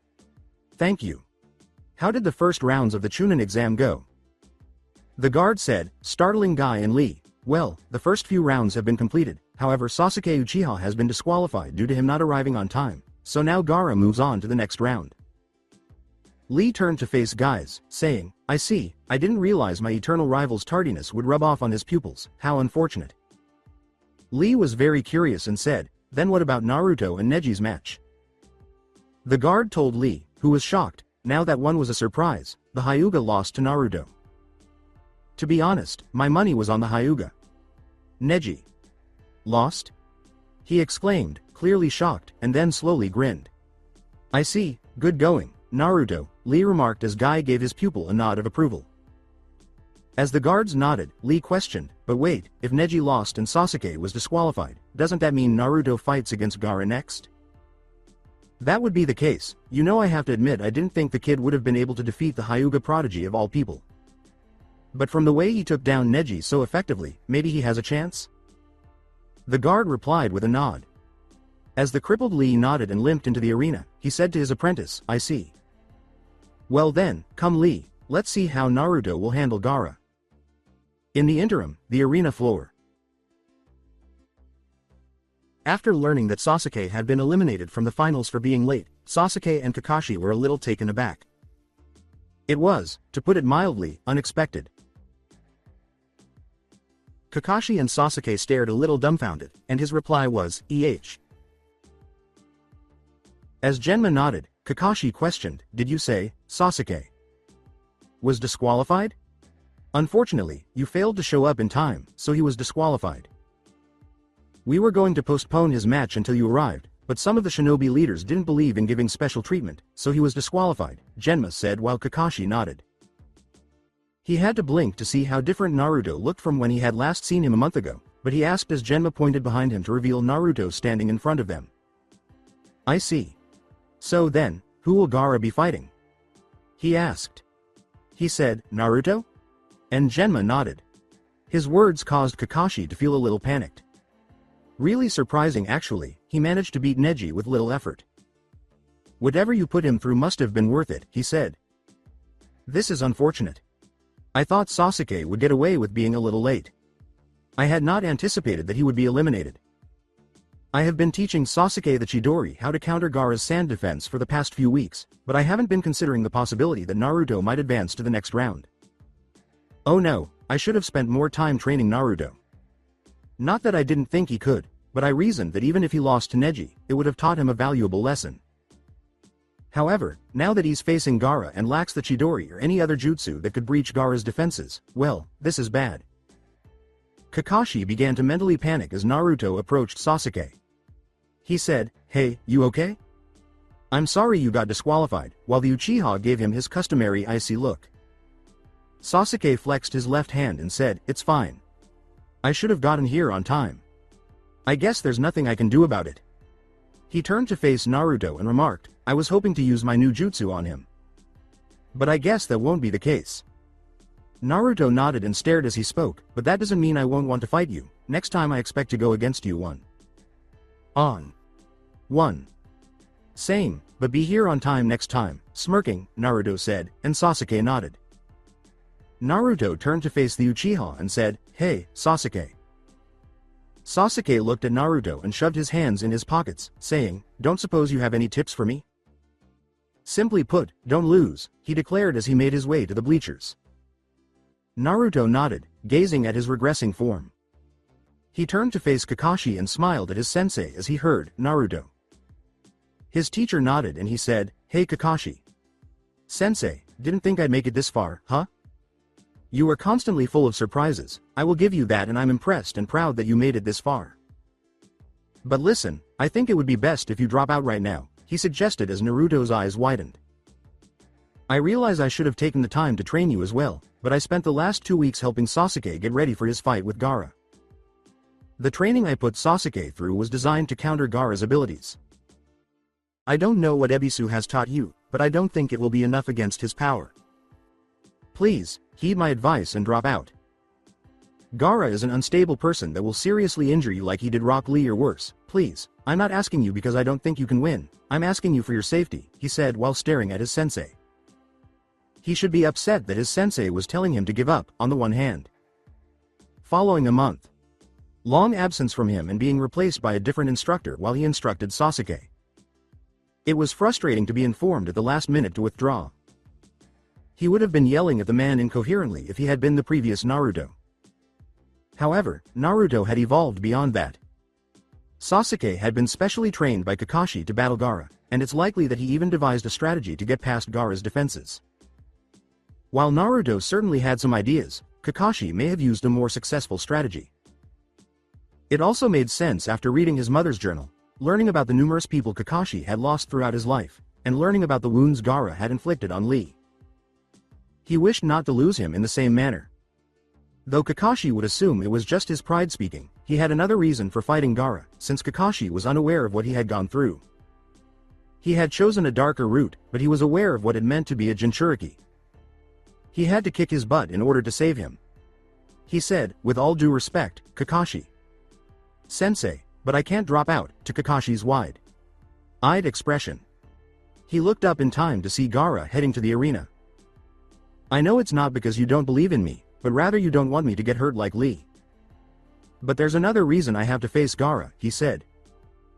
He said, looking a little surprised at Kakashi, he's exactly like me long ago if I hadn't had people that care about me, and I need to help him. He wasn't prepared for Naruto to respond in this way. He was prepared for the young man to launch into an explosive tirade. However, this was not what he had anticipated. It appeared that he had experienced a significant transformation in both his look and mindset in just 1 month. What had he been through in the past month, Ebisu?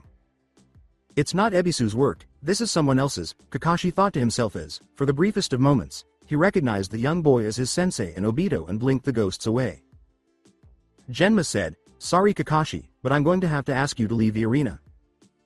The match is about to start, giving off a confused look. Naruto nodded and he said, okay, but Naruto, be careful. If things get too hard, quit. There's no shame in forfeiting. As Kakashi began to move away, he remarked, I know, but I need to do this. He continued. And Kakashi. Sensei, as Kakashi halted and turned to face him. We need to talk, alone, after the exams, Naruto stated, to which Kakashi raised an eyebrow before nodding and vanishing. Steps. Shikamaru and Sasuke were climbing the stairs and making their way back to the viewing box. Sasuke asked, so, Naruto. How did he do? As Shikamaru trailed behind him. Honestly, the way Naruto fought against Neji wasn't like the Naruto we knew before. There was some level of tactic and patience this time. It was like he was a new person but still the same old Naruto. Whatever Kakashi taught him must have paid off, Shikamaru said with a sigh. Shikamaru furrowed his brow at this information, and Sasuke explained, he couldn't have, Kakashi was training me the entire time. So, who trained Naruto if Kakashi didn't? As the mystery surrounding Naruto's transformation grew more enigmatic, he wondered. They came to a sudden stop when they saw Gaara at the top of the stairs, his hand twitching and sand slowly beginning to leak out of his gourd, all while having a dead crazy look in his eye. I was supposed to fight you, he uttered, to a glaring Sasuke and a nearly paralyzed Shikamaru. I was to fight you to prove my existence, Sasuke said, his left hand twitching as though he was about to form a chakra. The sand started to get bigger. As the sand began to take on a monstrous shape and Sasuke got ready to use the Chidori, he remarked, but now. Now I can't. I must demonstrate my existence, he said, his eyes darting wildly as Sasuke's hand began to glow. He walked past him slowly until the sand slowly seeped back into the gourd. I'll demonstrate my existence, he uttered as he passed by. After I eliminate your friend, I'll pursue you next, he declared as he descended the steps. Only then, will I prove my existence. Shikamaru was trembling in terror as Sasuke glared at the shinobi he was supposed to be fighting, and both of them were staring at the insane shinobi. Shikamaru said, Hey, where are you going? The viewing box is this way, but Sasuke chose to ignore him. Shikamaru sighed and stared as he spoke, I'm going to find Kakashi. I want to see what Naruto's learned in the past month. He said, man, this is such a drag, as he trailed behind him. Stands at stadiums. As Asuma and Kurenai were getting ready to watch the match, Guy and Lee made their way to the stands. At that moment, Kakashi emerged from behind them and approached the other Genin sensei. Hey, Guy, it's been a while. He said with his typical smile. Kakashi nodded, but there was a tinge of concern in his body language. Yash. My eternal rival. I'm sorry to hear one of your students was disqualified. But you must feel an immense amount of pride for your other student to make it to the finals. Guy said. Before he realized Sakura was there, Kakashi said, yep, Naruto certainly took me by surprise. Kakashi said, oh, Sakura, sorry for not contacting you for a while Ino gave him a fierce look. Sakura shook her head and said, yeah, she must be pretty pissed at him for that, as Ino thought. Kakashi. Sensei, it's okay. But is that Sasuke's mark, is it? She questioned, and Kakashi gave a nod. He comforted Sakura, saying, it's under control, Sakura, don't worry, as Sakura nodded and breathed a sigh of relief and Ino perked up. Mark? What subject are they discussing? Before Kakashi turned to face the ring, where Naruto was currently waiting for Gaara to emerge, Ino asked. Soon after, Sasuke and Shikamaru approached Kakashi and Guy on foot. Sasuke. Kun. Exclaimed Ino excitedly, while Sakura worriedly glanced at her teammate, who chose to ignore them both and focus on the game. Sakura whispered, Sasuke, while the Uchiha merely gazed at the arena. Glancing at this, Kakashi turned to face Sakura. Asuma and Kurenai approached Kakashi, he said, so, Naruto won against Neji, how did he accomplish that? Asuma asked as Kakashi squinted at her, we were going to ask you the same thing, I've got to admit even I was impressed with how much he's progressed in only a month. What did you do with him? As Asuma, Kurenai, and Guy's eyes widened slightly, Kakashi said, that's the thing. I didn't do anything with Naruto. I left him with Ebisu to work on his chakra control for the month. Sakura asked her sensei, nodding, what? You didn't do anything with Naruto for a month. Sasuke said, it's true, as they both turned to face him. With his hands in his pockets, he uttered, Kakashi was with me the entire time, I haven't seen Naruto till today. So, Naruto, how much stronger are you now? As Sasuke gazed at the blonde, he thought to himself. Kurenai, Asuma, Guy, and Kakashi carried on their conversation in the interim. Asuma shook his head and Kurenai said, Kakashi, no offense to Ebisu, but there's no way he could have gotten Naruto to that level so quickly. You had to have taught him something. Also, shouldn't you have trained both of them? Sure, Sasuke had a challenging and potentially unstable opponent to face, but that's a moot point now that he's disqualified, Asuma said with a sigh. Yes, I can see that error in my judgment. But if I'm honest, I assumed Naruto would lose to Neji. Despite the fact he was his opponent, he's still a Leaf Shinobi and it would have been a valuable lesson to him. That not every battle can be won, Kakashi said while shaking his head. Gazing at Lee's wounds, Guy remarked, well, Naruto won, and now he's up against a very dangerous opponent. One that crippled my student. Concerned and ashamed, Kakashi uttered, I know. Which is why I taught Sasuke a technique that would work against Gaara. But now that he was disqualified, I may have just doomed Naruto. Asuma said, staring down at the boy, well, Naruto surprised us with his fight against Neji, maybe he'll pull another rabbit out of his hat and win? Because if he doesn't. They all turned to face the stadium arena as Gaara emerged, and the two of them soon found themselves face to face. Then, I'm afraid, this will be as far as Naruto will ever go, they all said. Gaara was mostly focused on killing the blonde so that he could kill Sasuke next, but Naruto was mentally going over the details of his plan against Gaara as the two of them glared at each other. Genma held up his hand and yelled, the semi-final rounds of the Chunin exams will begin, between Uzumaki Naruto and Gaara of the Sand Village. As Naruto raised his hands and Gaara's sand started to spill out of the gourd, he said, ready. Begin. Gaara shot a stream of sand from his gourd to start the match, and just as Naruto was about to parry him, Gaara suddenly toppled over. Naruto arched a brow and Gaara spoke up out of nowhere, don't get so angry. Naruto narrowed his eyes and said, I know. I promised you another's blood. Gaara was speaking. To the one Tails, is he speaking? As Temari and Kankuro appeared worried, Naruto asked. It started. He started talking with, that. This is bad, Temari nodded, and Kankuro whispered. Temari whispered, I've never seen Gaara act like this before a fight. Why hasn't the Kazekage sent the signal yet? As Shino peered suspiciously at the two from a distance. Glaring, Naruto reached into his pouch. Naruto thought as he threw several shurikens and yelled, I don't know if he's using the one Tails chakra yet, so I can't waste the suppression seals. In that case, I just need to focus on getting rid of his sand. Naruto exclaimed, Ninja art, Shuriken Shadow Clone Jutsu. As the shurikens increased in number from 3 to over 30.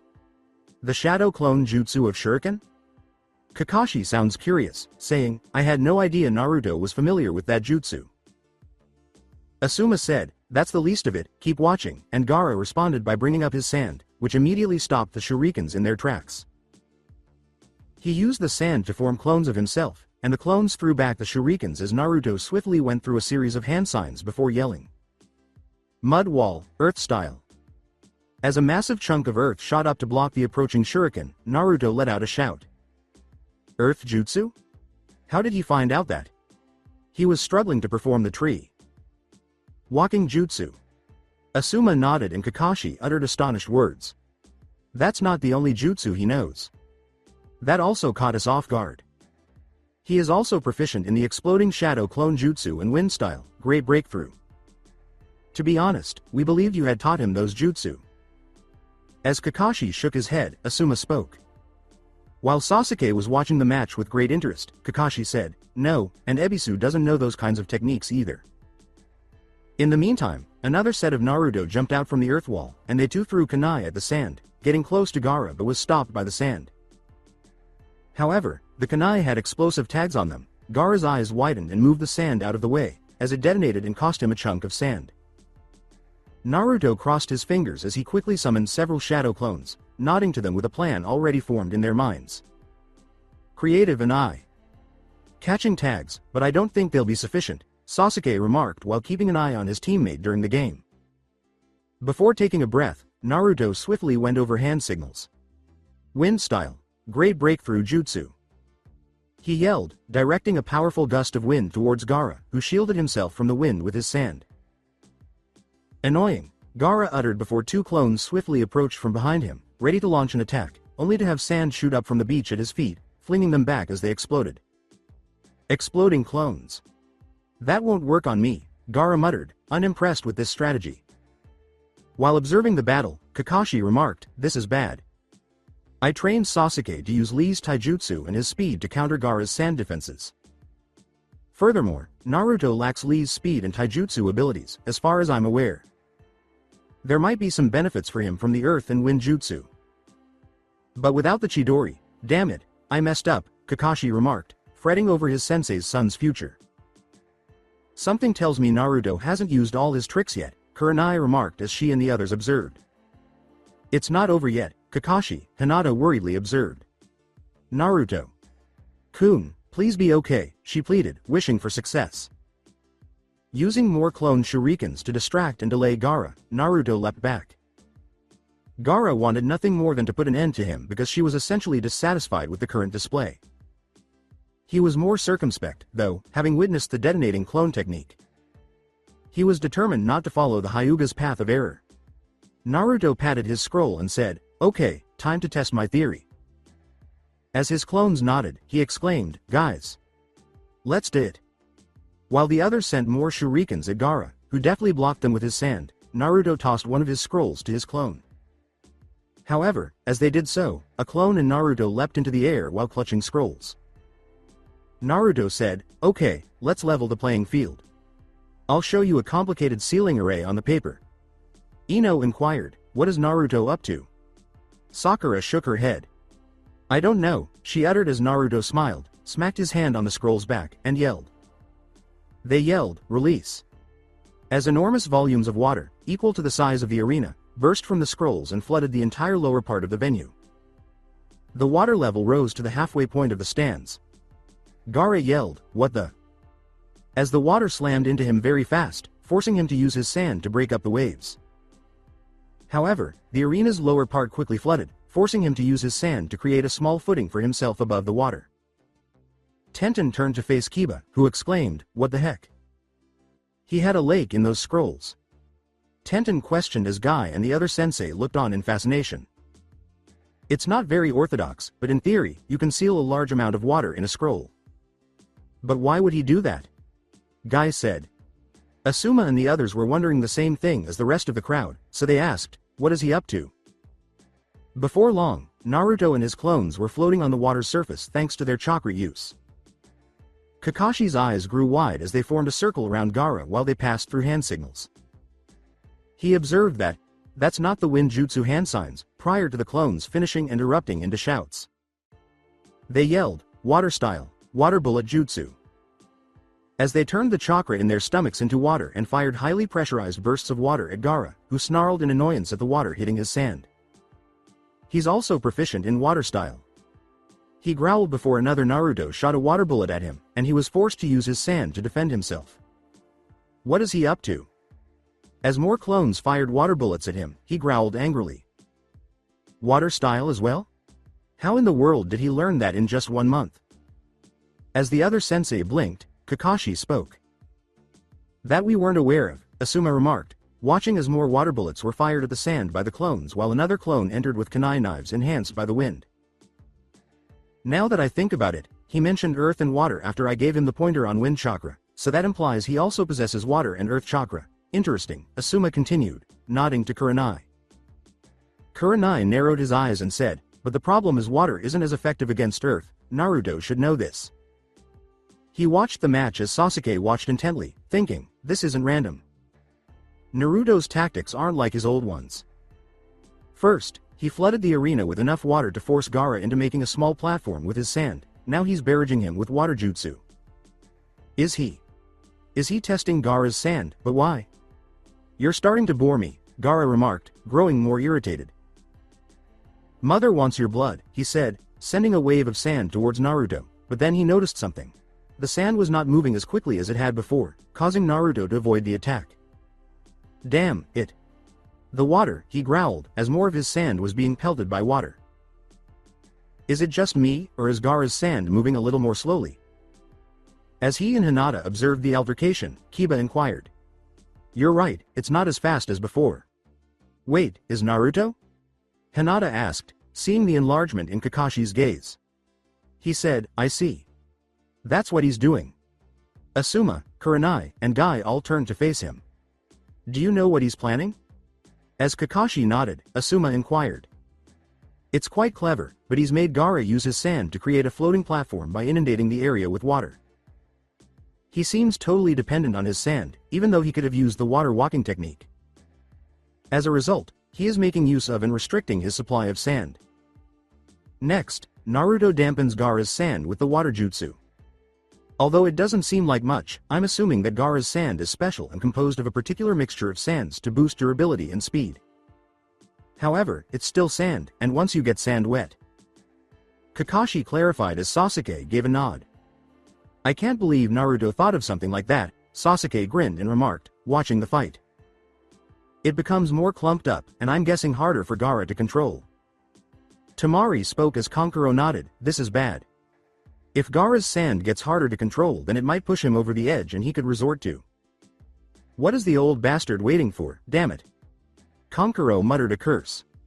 Up in the cage box, the cage smirked beneath his mask and watched the match with interest. Smirking, Orochimaru said, let's just see what else this child has in store for us. Delaying the invasion a little while longer, Orochimaru considered with interest what more the child had to offer. Wind style, water style, and earth style, I must admit I did not expect this from the 9. Tails brat. Perhaps he might make a good test subject if he is captured. Go on. The sand is moving more slowly. This could actually work.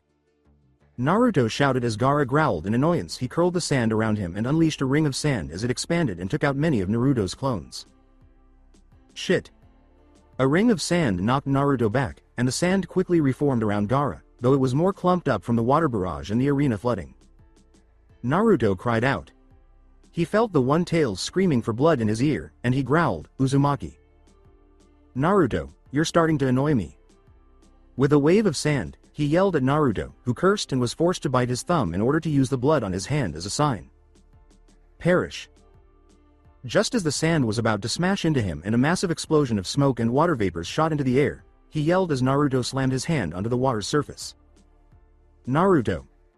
As Gaara grinned, his friends yelled, and then something burst out of the smoke and landed on the top far side of the wall. Naruto stood atop a medium-sized toad wearing battle armor and uttered, "Phew, that was close." He also thanked Gamma for saving him. The toad greeted the crowd with a chorus of, "It's my pleasure, Master Naruto." One large toad that appeared out of nowhere in the arena confused those who were new to the ninja arts, but the more seasoned shinobi recognized the summon and understood immediately what it meant the toad was here. It was quite surprising. How absurd. From where did that originate? As he and the others gazed at the toad, Kiba yelled. "Ah! A toad. Horrible. How did that enter this place?" As Choji's mouth fell open and his chips dropped to the ground, Ino let out a shriek. "This is going to be a huge drag," Shikamaru remarked, realizing that Naruto had called for a toad, a summons that had not been seen in Konoha since the 4th Hokage. Damn, it. This just got a whole lot more complicated. *T. What on earth is that? Kankuro growled, and Tamari squinted. Looking up at the cage box, Tamari said, "This is unexpected. What is the cage waiting for?" As Shino gazed at the medium-sized toad beneath Naruto's feet, she asked. Shino turned to Sakura, who was turning to face Kakashi, who was gaping openly at the scene, and said, "Interesting. Where did that toad come from, Kakashi?" "Sensei?" Sakura inquired as Kakashi squinted. He said, "I see. Now it makes sense." Sasuke furrowed his brow. "Kakashi, what is it?" As Kakashi and the other senseis realized the ramifications, Sasuke inquired. "I am aware of Naruto's trainer. Only when Naruto signs the toad summoning contract will the toad be able to be called forth. The problem is that that specific summoning contract has only ever belonged to one person. He is regarded as one of Konoha's legendary Sannin, having trained the 4th Hokage." Sasuke, Sakura, Kiba, Ino, Lee, and Hinata's eyes widened as he spoke, "Master Jiraiya, the Toad Sage of Mount Myoboku." What? But why, of all people, would someone like him want to train Naruto? Sasuke, why not? Shocked beyond belief, Ino asked. It's the only explanation. Jiraiya is among the strongest shinobi in Leaf Villages, but it raises the question of why he trained with Naruto of all people. Asuma stroked his beard and Kurenai inquired. But even with Jiraiya, Naruto couldn't have progressed that much in such a short period of time, can he? As Kakashi sensed something, Asuma uttered. He trained Minato-sensei, so perhaps he taught Naruto something that he can use to defeat Gaara. He thought to himself as Sasuke stared intensely, so, he returned after all these years. I see. If he took over Naruto's training, then things might work out after all. Sasuke clutched his fist, thinking, so that's who trained you? A legendary Sannin, one of the strongest in the Leaf Village. If Naruto could become so strong under a Sannin, then maybe I can find one as well and get them to train me. I need more power. Sasuke considered the possibility of developing stronger to kill his brother. Meanwhile, Orochimaru curled his fist in the cage box, glaring hatefully at the toad. With a slight smile on his face, Orochimaru thought, so, that explains it. That stubborn oaf Jiraiya has returned to the village. Damn it, I didn't expect him to be back so soon, but if he took the 9-tailed brat under his wing, that might explain his rapid growth. The invasion might be in jeopardy. However, this may work out for me after all. So, they know you trained under Jiraiya. What will you do now, Naruto? Sarutobi wondered as he closely observed the match. Naruto regarded Gaara, who was glaring at him, and said, Man, this guy is tough. He can still make good use of his sand even though it's all clumped up. But now that it's slower, there may be a chance for us. Gamma, listen up, I have a thought. Could you practice Shadow Clone Jutsu? I can share my chakra with you and use the Shadow Clone technique if you execute the hand signs. What are you envisioning? I see. It's risky, but it might work, Gamma questioned as Naruto leaned down and whispered into his ear. And Naruto crossed his fingers as they synchronized their chakra? Gamma asked. Jutsu Shadow Clone. Naruto and Gamma shouted as several Naruto and Gamma clones appeared. Gaara's eyes widened as he got his sand up in defense. Let's go, Gamma. Exactly. Gaara sent his sand to attack the Gamma clones, but it missed because the toads were able to jump out of the way. Gamma yelled as he literally leapt into action. Those darn rodents. Prior to the toad's throat protruding, the clones suddenly passed through hand signals, and Gaara snarled as he launched more sand at Naruto. Toad oil bullet in wind style.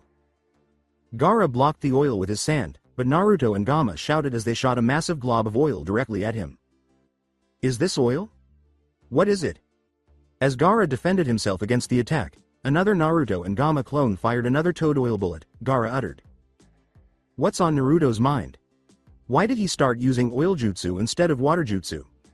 Kiba inquired as Kakashi squinted. He thought to himself, he can't possibly be thinking, while Gaara glared at him. Your attacks are ineffective. This battle is meaningless, Gaara scowled at Naruto. Perhaps, but toad oil has the drawback of being extremely flammable. Greater than with ordinary oil. Not so much, Naruto replied as he threw the lighter at the oil, setting it ablaze as the flames rushed straight for Gaara.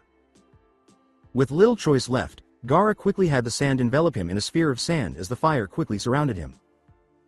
So my attacks may seem useless, but pointless, Naruto said as he flicked open the lighter he kept in his pocket. Gaara's eyes widened as he looked at all the oil that was spread around him, even the ones that had soaked into his sand. Kankuro noticed the sphere of sand encircling him and thought, damn it. He's forced Gaara into using that jutsu. Inside his cocoon, Gaara growled in frustration as he felt the one-tails stir beneath his soul. Yes, I agree mother, I'm going to kill him, crack his head open, so that all his blood will spill out, and you can have it all, I'm always a good boy.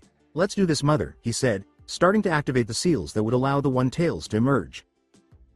Damn him, he exclaimed as he used the sand to shield himself from the fire. All right. The following section is now available. As all of his clones surrounded the sphere and performed the hand signals, Naruto let out a loud cry, wind style, great breakthrough jutsu. They yelled as they unleashed a powerful wind gust that encircled the sand sphere in a flaming vortex. What? Gaara said as he was interrupted as the sand around him began to get hotter. Hot. Hot. Warm. Why is it growing so warm? Inside, he yelled, then let out a grunt upon inadvertently interrupting the jutsu. That is completely crazy. It's like a freaking oven. Exclaimed Kiba, as he and the others had to protect themselves from the heat. How on earth is he thinking? Kakashi narrowed his eyes upon realizing what Naruto was planning, and Kiba yelled. The fact that Gaara had to use as much sand as he could to keep himself afloat indicates that there won't be enough to fully protect himself. Then, by combining the toad's oil and wind jutsu, he used extreme heat to change the sand's silicone molecules from sand. The flaming vortex lasted for several minutes before the flames soon died down and the sand surrounding Gaara's sphere was glowing hot red. I see. So that's your plan, Naruto. Since he doesn't possess a lightning jutsu to penetrate the sand, he's planning on breaking through with brute force. Into glass. Kakashi smirked beneath his mask. That's certainly unpredictable. Even for you. Naruto gave him a glare and then yelled. At this moment, water bullet jutsu is the water style. He and the clones fired water at the sand, steam hissing off contact as the sand rapidly cooled until the surface of Gaara's sand was now rough glass. Now, Gaara was thrown out of the sand as he tumbled across the water's surface, the sand moving on its own to catch him from sinking into the water. Naruto shouted as the clones threw explosive tags at the front section of the dome of glass, as they sank into the glass before detonating in an explosion that sent glass and sand flying everywhere. Gaara growled, "You bastard," as he slowly stood back up. But before he could react, Naruto shot out of the water, smashing his fist into his face and spitting blood out of his mouth, seriously damaging his sand armor before crashing back down into the water. Holy shit. He succeeded. Sakura and Sasuke were staring at their teammate wide-eyed as he punched Gaara straight in the face, and Kakashi himself had to nod at this. Kiba shouted as Akamaru barked, while Hinata felt relief. He grinned and said, "Well, it's not exactly precise or graceful as what Sasuke and I planned, but then again, that's completely your style," Naruto, beaming with pride for his pupil. Temari and Kankuro both had wide eyes as they exclaimed, "Crap. No way." Naruto landed on the water's surface, Gamma landed beside him as he nodded, and she stared at the blonde ninja as he glared at his fellow Jinchuriki. "Impossible." He broke through Gaara's absolute defense. "With brute force," she said. "Now, let's get this seal on you before anything else happens," Naruto said, reaching into his pouch for one of the suppression seals. "Thanks for the help, Gamma, you can head back now, I've got it from here," he said as Gamma nodded and headed back to Mount Myoboku. Gaara slowly rose from the water, panting heavily, his face hurting beyond belief as his hand clutched at his nose. Up until he noticed tiny specks of red land in the water and felt something warm and sticky drip down his nose. "What the heck is this?" Gaara exclaimed, glancing at the tiny droplets of crimson liquid while Baki, Kankuro, and Temari's eyes grew wide with panic. They screamed, "Shit! Not good," as Gaara withdrew his hand and revealed something he had seen 1,000 times before, but never from his own body. "Blood?" he exclaimed, feeling his hand tremble. His heart began to beat faster than before, instantly making him wonder, "Is this my blood?" Before he let out a scream. His right eye turned gold with a black sclera and a 4-point star with 4 dots on each side, and he cried out to the sky, "Blood! It's my blood!" As the sand began to squirm around him. Sakura exclaimed, What is that?" As the sand turned into a nightmare and Hinata looked up in terror, her heart racing. Kakashi shook his head and Guy yelled, "Kakashi, what is that?" As the sand encircled Gaara, he exclaimed, "I don't know, but something tells me it's not good." Suddenly, his right arm and the right side of his face changed into something terrifying. Gaara's body started to change, and Naruto was frozen solid. Sand rapidly gathered around him as he gradually lost control of the monster inside. "Shit, don't tell me, that's," Naruto thought to himself as Gaara suddenly appeared in front of him, his right arm covered in a sand version of the One Tails, and a single tail swishing around him. "The One Tails," Naruto uttered as Gaara looked up and gave him a crazy smile. Genma was afraid of the monster in front of him, so he peered worriedly at it. "What is this?" As he contemplated ending the match, he questioned. "This is not good, damn it." Gazing up at the Cage's stand, Baki thought, Gaara started his transformation. Why haven't Kabuto or Lord Rasa announced the attack yet? As Gaara's sand like tail swished behind him, Baki asked himself. Beneath his mask, Orochimaru was smiling at the One Tails Jinchuriki. Is this the One Tails then? How intriguing. I find it surprising that the 9-tailed brat was able to bring the Sand's Jinchuriki to this level of development. This is rather entertaining itself.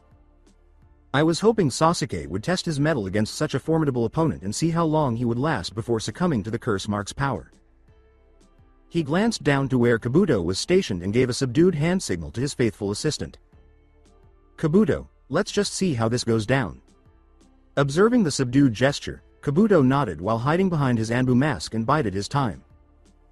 "Got it, Lord Orochimaru. Let's see what else you can do, Naruto." Kabuto grinned, growing equally interested in the match between Gaara and Naruto. Gaara's eyes went crazy, and he raised his monstrous right arm, saying, "I want more." He yelled, "Show me more, Uzumaki," and hurled the long appendage at Naruto, who swore and ducked out of his path. Naruto swore as the sand arm broke through the wall and created a hole big enough for water to shoot out, saying, "Damn it. So this is the One Tails chakra."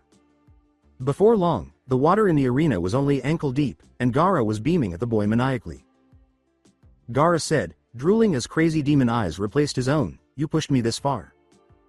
No one has ever pushed me this far. I thought I could only prove my existence if I fought the Uchiha. But you hurt me, make me bleed, I will prove my existence if I kill you, show me more, Uzumaki." He cried, launching himself at the blonde who was lucky enough to dodge his blows. Crossing his fingers, Naruto exclaimed, "Damn. This guy is insane." He yelled, "Shadow Clone Jutsu." As more of his clones materialized, This guy's using the One-Tails chakra, we need to get the seal on him. The clones yelled, right. As they pulled out kunai knives and focused wind chakra into them. Gaara reared back his sand arm, seeming to cackle at this. With a shout, he said, yes. Show me more. Prove that I exist. And extended his arm directly towards Naruto, who ducked with his clones. With their kunai knives in hand, the clones charged at him, hoping to slit Gaara's back, but the sand tail deflected their blow and threw them back. Gaara yelled, pathetic. Is that all you got? Just as two more clones leapt in front of him.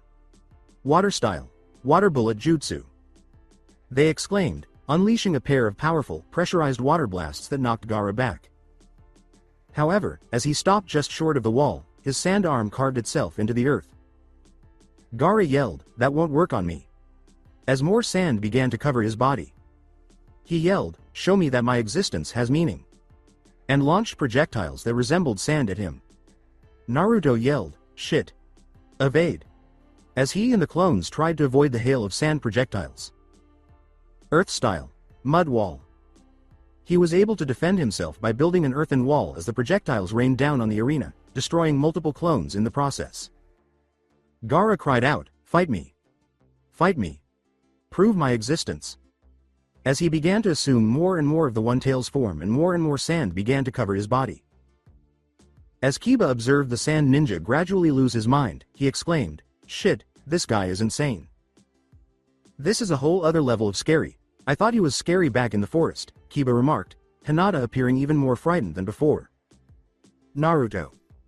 Kun, she uttered, worried for her crush's well-being. Sakura swallowed the fear in her throat and said, holy cow. This is insane. Why doesn't he just give up? He had a few good moves, but this Gaara is way too strong.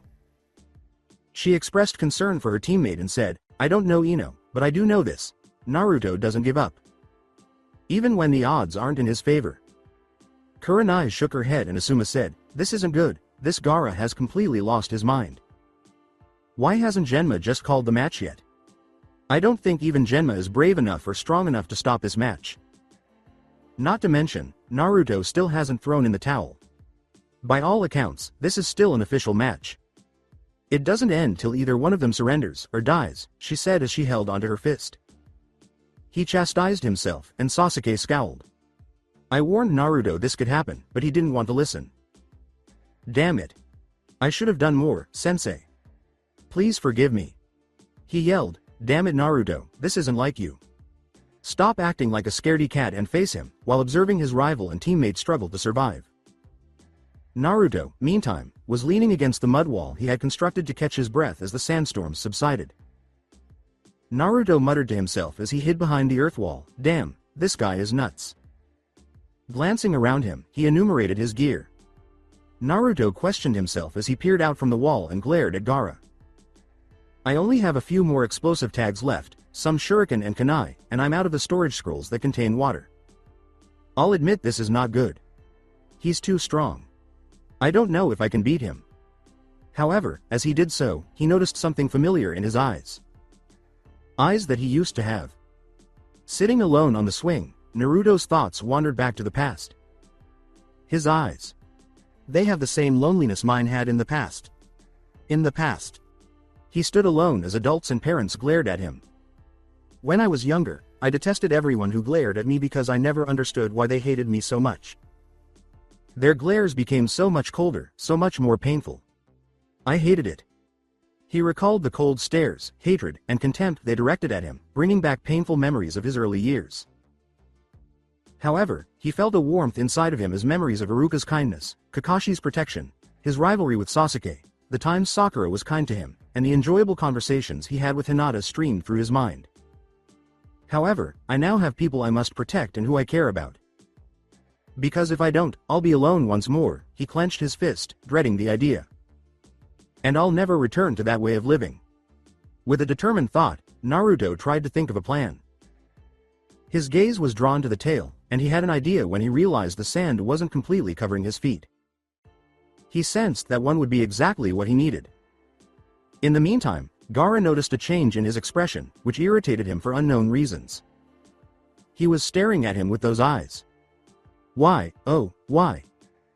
Unlike every other pair of eyes he had encountered, these eyes did not inspire fear or hatred, which he had long since come to detest. It was nearly identical to, as though he comprehended him? When he returned to Naruto, he pulled out an explosive tag and a kunai, securing the tag around the handle in preparation for an attack. The clones nodded when he called forth multiple of them. "Let's do this!" he exclaimed, leaping out from behind the wall with the clones. As she saw Naruto continue to try to battle an insane Gaara, Ino cried out, "Holy shit! Is Naruto insane? Why doesn't he just give up? Gaara's way too strong." Sakura said, "Naruto doesn't know when to quit," as Ino turned to face her. "It's just the way he's been," she remarked, causing Hinata to grip her shirt anxiously. "Naruto-kun, please take care," Hinata pleaded. With a smile on his face, Gaara reached out to embrace Naruto. But two clones used their bodies to deflect the attack, getting in the way. As he raced in the direction of Gaara, another clone grabbed Naruto by the collar and threw him over the arm.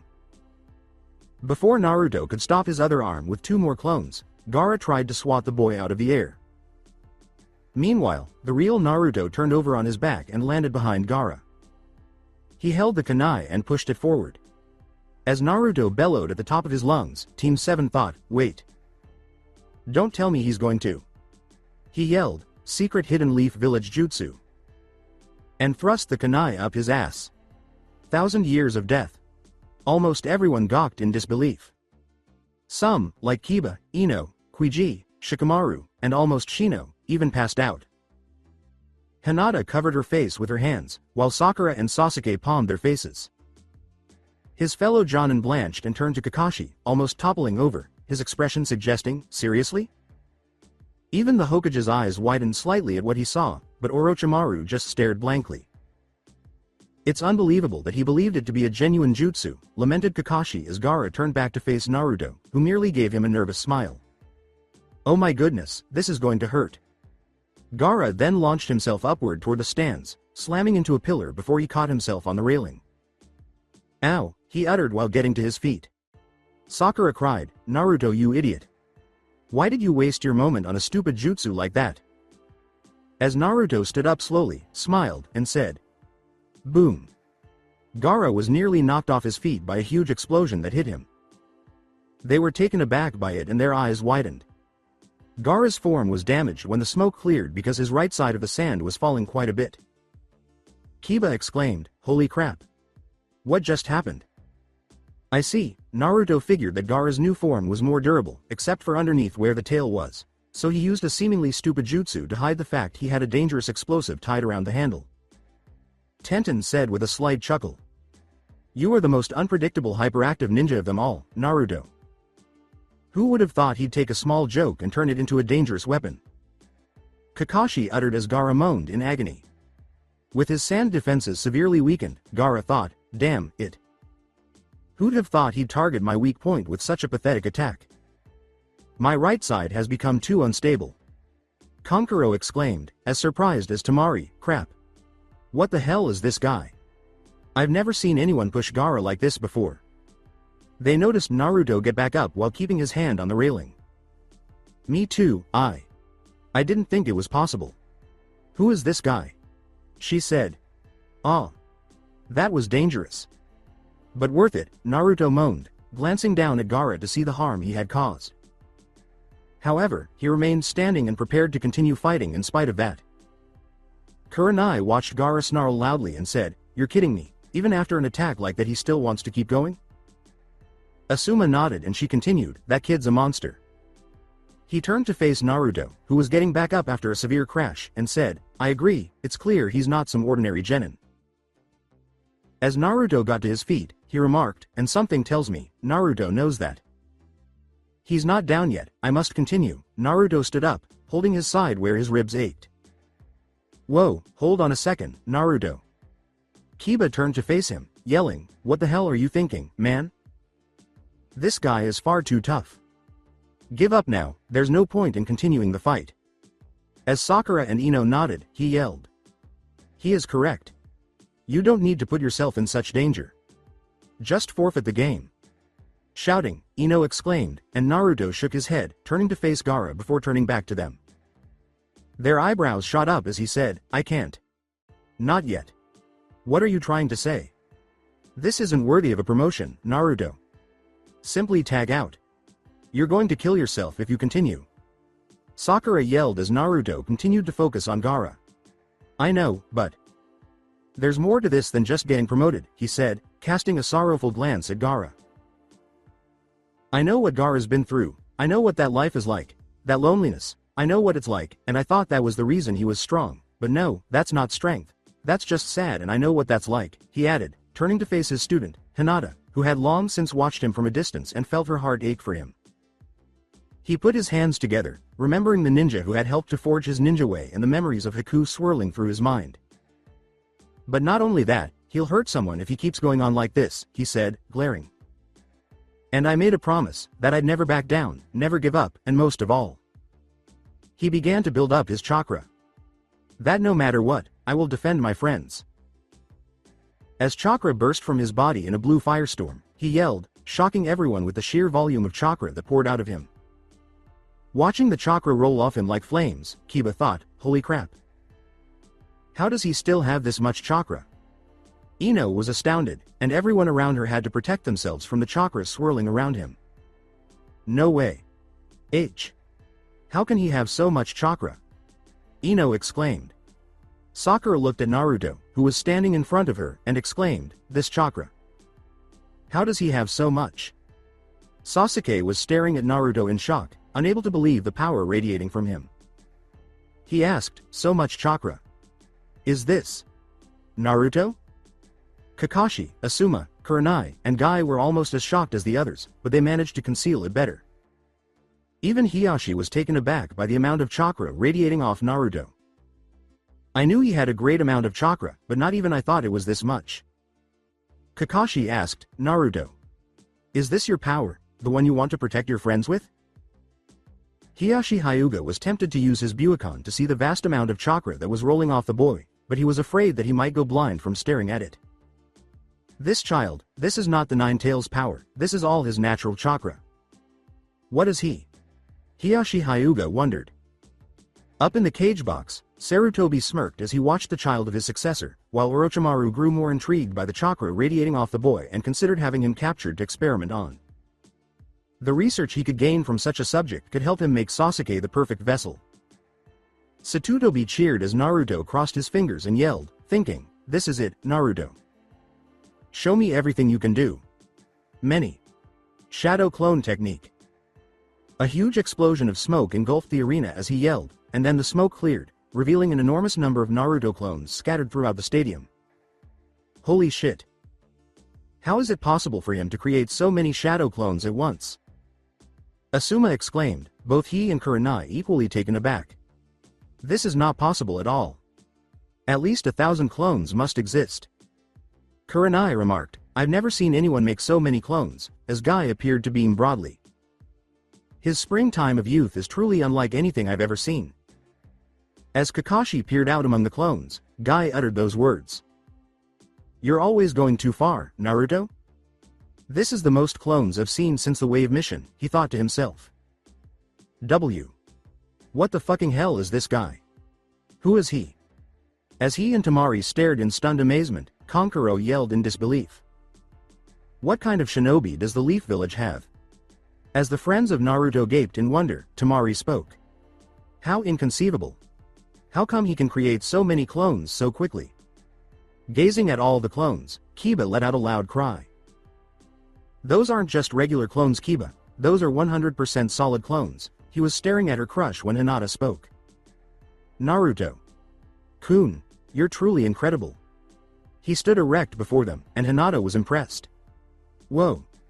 I didn't think Naruto was capable of doing this. Sakura remarked while glancing at Naruto.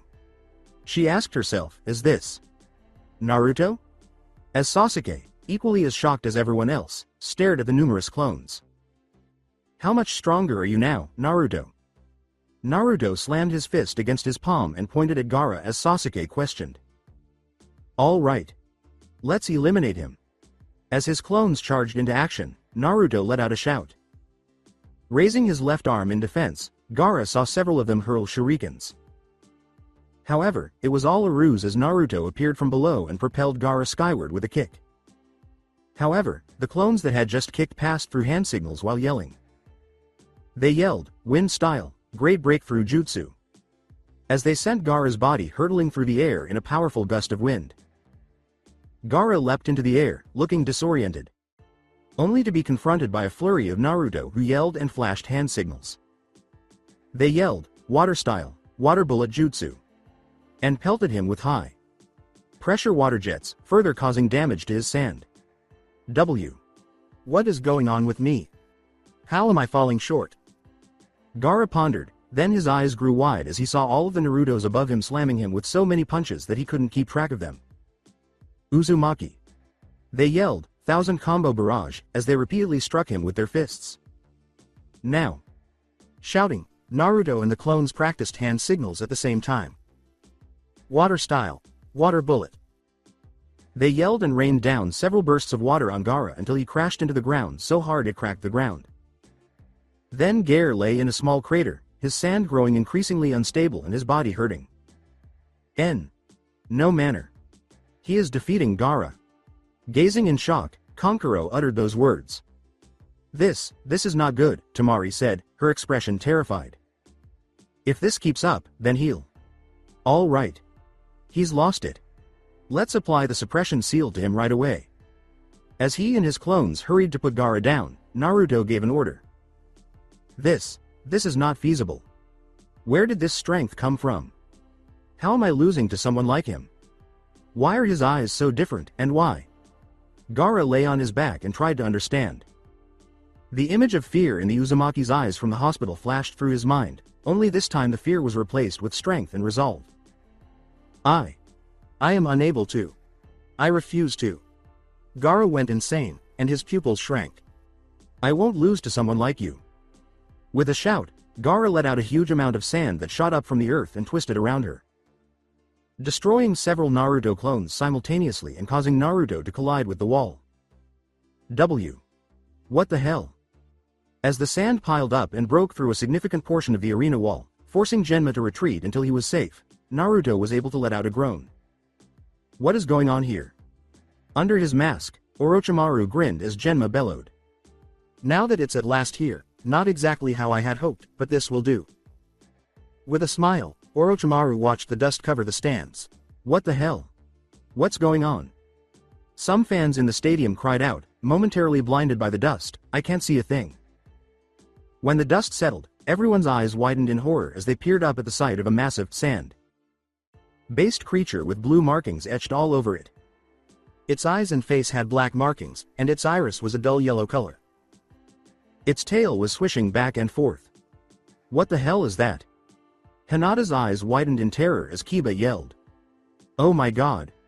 What in the world is happening here? Sakura looked up, shaking from fear, and Ino yelled.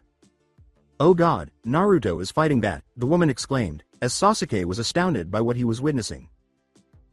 Kankuro hissed, crap, this isn't good, as Baki, Temari, and he all turned to face the enormous-tailed beast in terror. This is bad, where the hell is that signal? Shino turned to face them as she hissed again. Signal? I wonder if they were aware of this.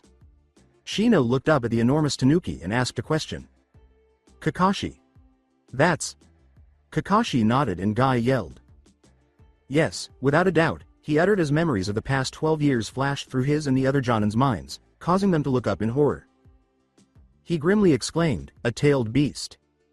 Right in the middle of the village, as everyone looked up in fear. Well, that's the tails one. Then this was the Sand's intended method of invading us. Slowly turning to face the case cage, Sarutobi thought as he followed suit. There was tension in the air as they got ready to initiate contact. Well, it's almost here. It's about time. As Baki prepared to launch his men into battle, he thought. As Kabuto and his soldiers prepared to begin the genjutsu. I'm sorry to see you go so soon, Naruto, but I guess this is all you can do. Naruto looked up, terrified of the giant, and Kabuto grinned. So that's the one-tails Tanuki, gazing at the enormous Tanuki, Naruto said. Gaara glared at Naruto, looking down with his massive form. You forced me into this shape. I didn't think anyone could have brought me to this state. Gaara held up his enormous arm and shouted. Sand curled around Naruto's form and suddenly he was surrounded by it. What the hell? As soon as the sand swiftly encircled him, Naruto yelled. When Genma attempted to save him, sand got in the way. Naruto! Shouted his friends as Sasuke and Kakashi swore and used their Sharingan. Hold on, Naruto, sh*t. Guy, please assist me. When a wall of sand blocked the way that Kakashi, Sasuke, and Guy were trying to take in order to save his student, he yelled. As they attempted to use Reikiri and Chidori to cut through the sand, Kakashi and Sasuke both charged chakra into their hands. They barely made it through, though, because the sand was too thick. Oh no. He has blocked us. Lee looked up, scared too, and Guy cursed. Tenten shook in terror as he spoke, clutching his crutches. I was fighting that. Conversely, Hinata was trembling with terror. She saw through the curling sand, not for her own life, but for Naruto's. She cried out in fear, no, Naruto. Kun. Because she had no idea what would happen to her crush. Naruto was attempting to dig his way out of the sand in the meantime, but it was not possible. Oh no. It's unstoppable.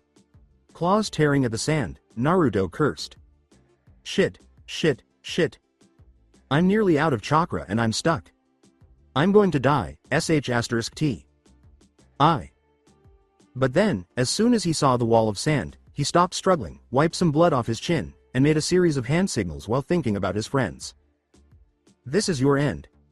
As he prepared to apply the sand burial technique, Gaara let out a shout. Gaara squeezed his hand and all of his senses and friends yelled, Naruto. Up until. Summoning Jutsu. With a shout, Naruto blew away all the sand, causing everyone to cover their eyes with a massive explosion of smoke. Really? How now? Kiba waved his arms, trying to keep the sand and smoke out of his face. I have no idea. As she and the others sheltered from the smoke, Ino let out a shout.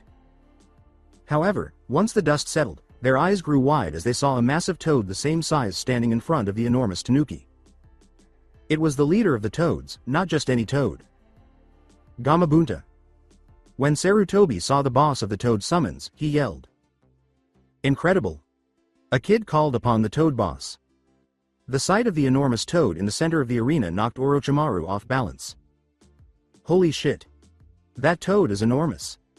Kiba, who was equally as shocked as everyone else, yelled. Did Naruto summon that? Sakura and Sasuke gazed up in wonder, then asked. Is this the power of Naruto? Sasuke clenched his fist tightly and stared up in shock. I don't believe it, Kakashi remarked. The boss of the toads stood before us, and neither of the other Jonin could believe what they were seeing.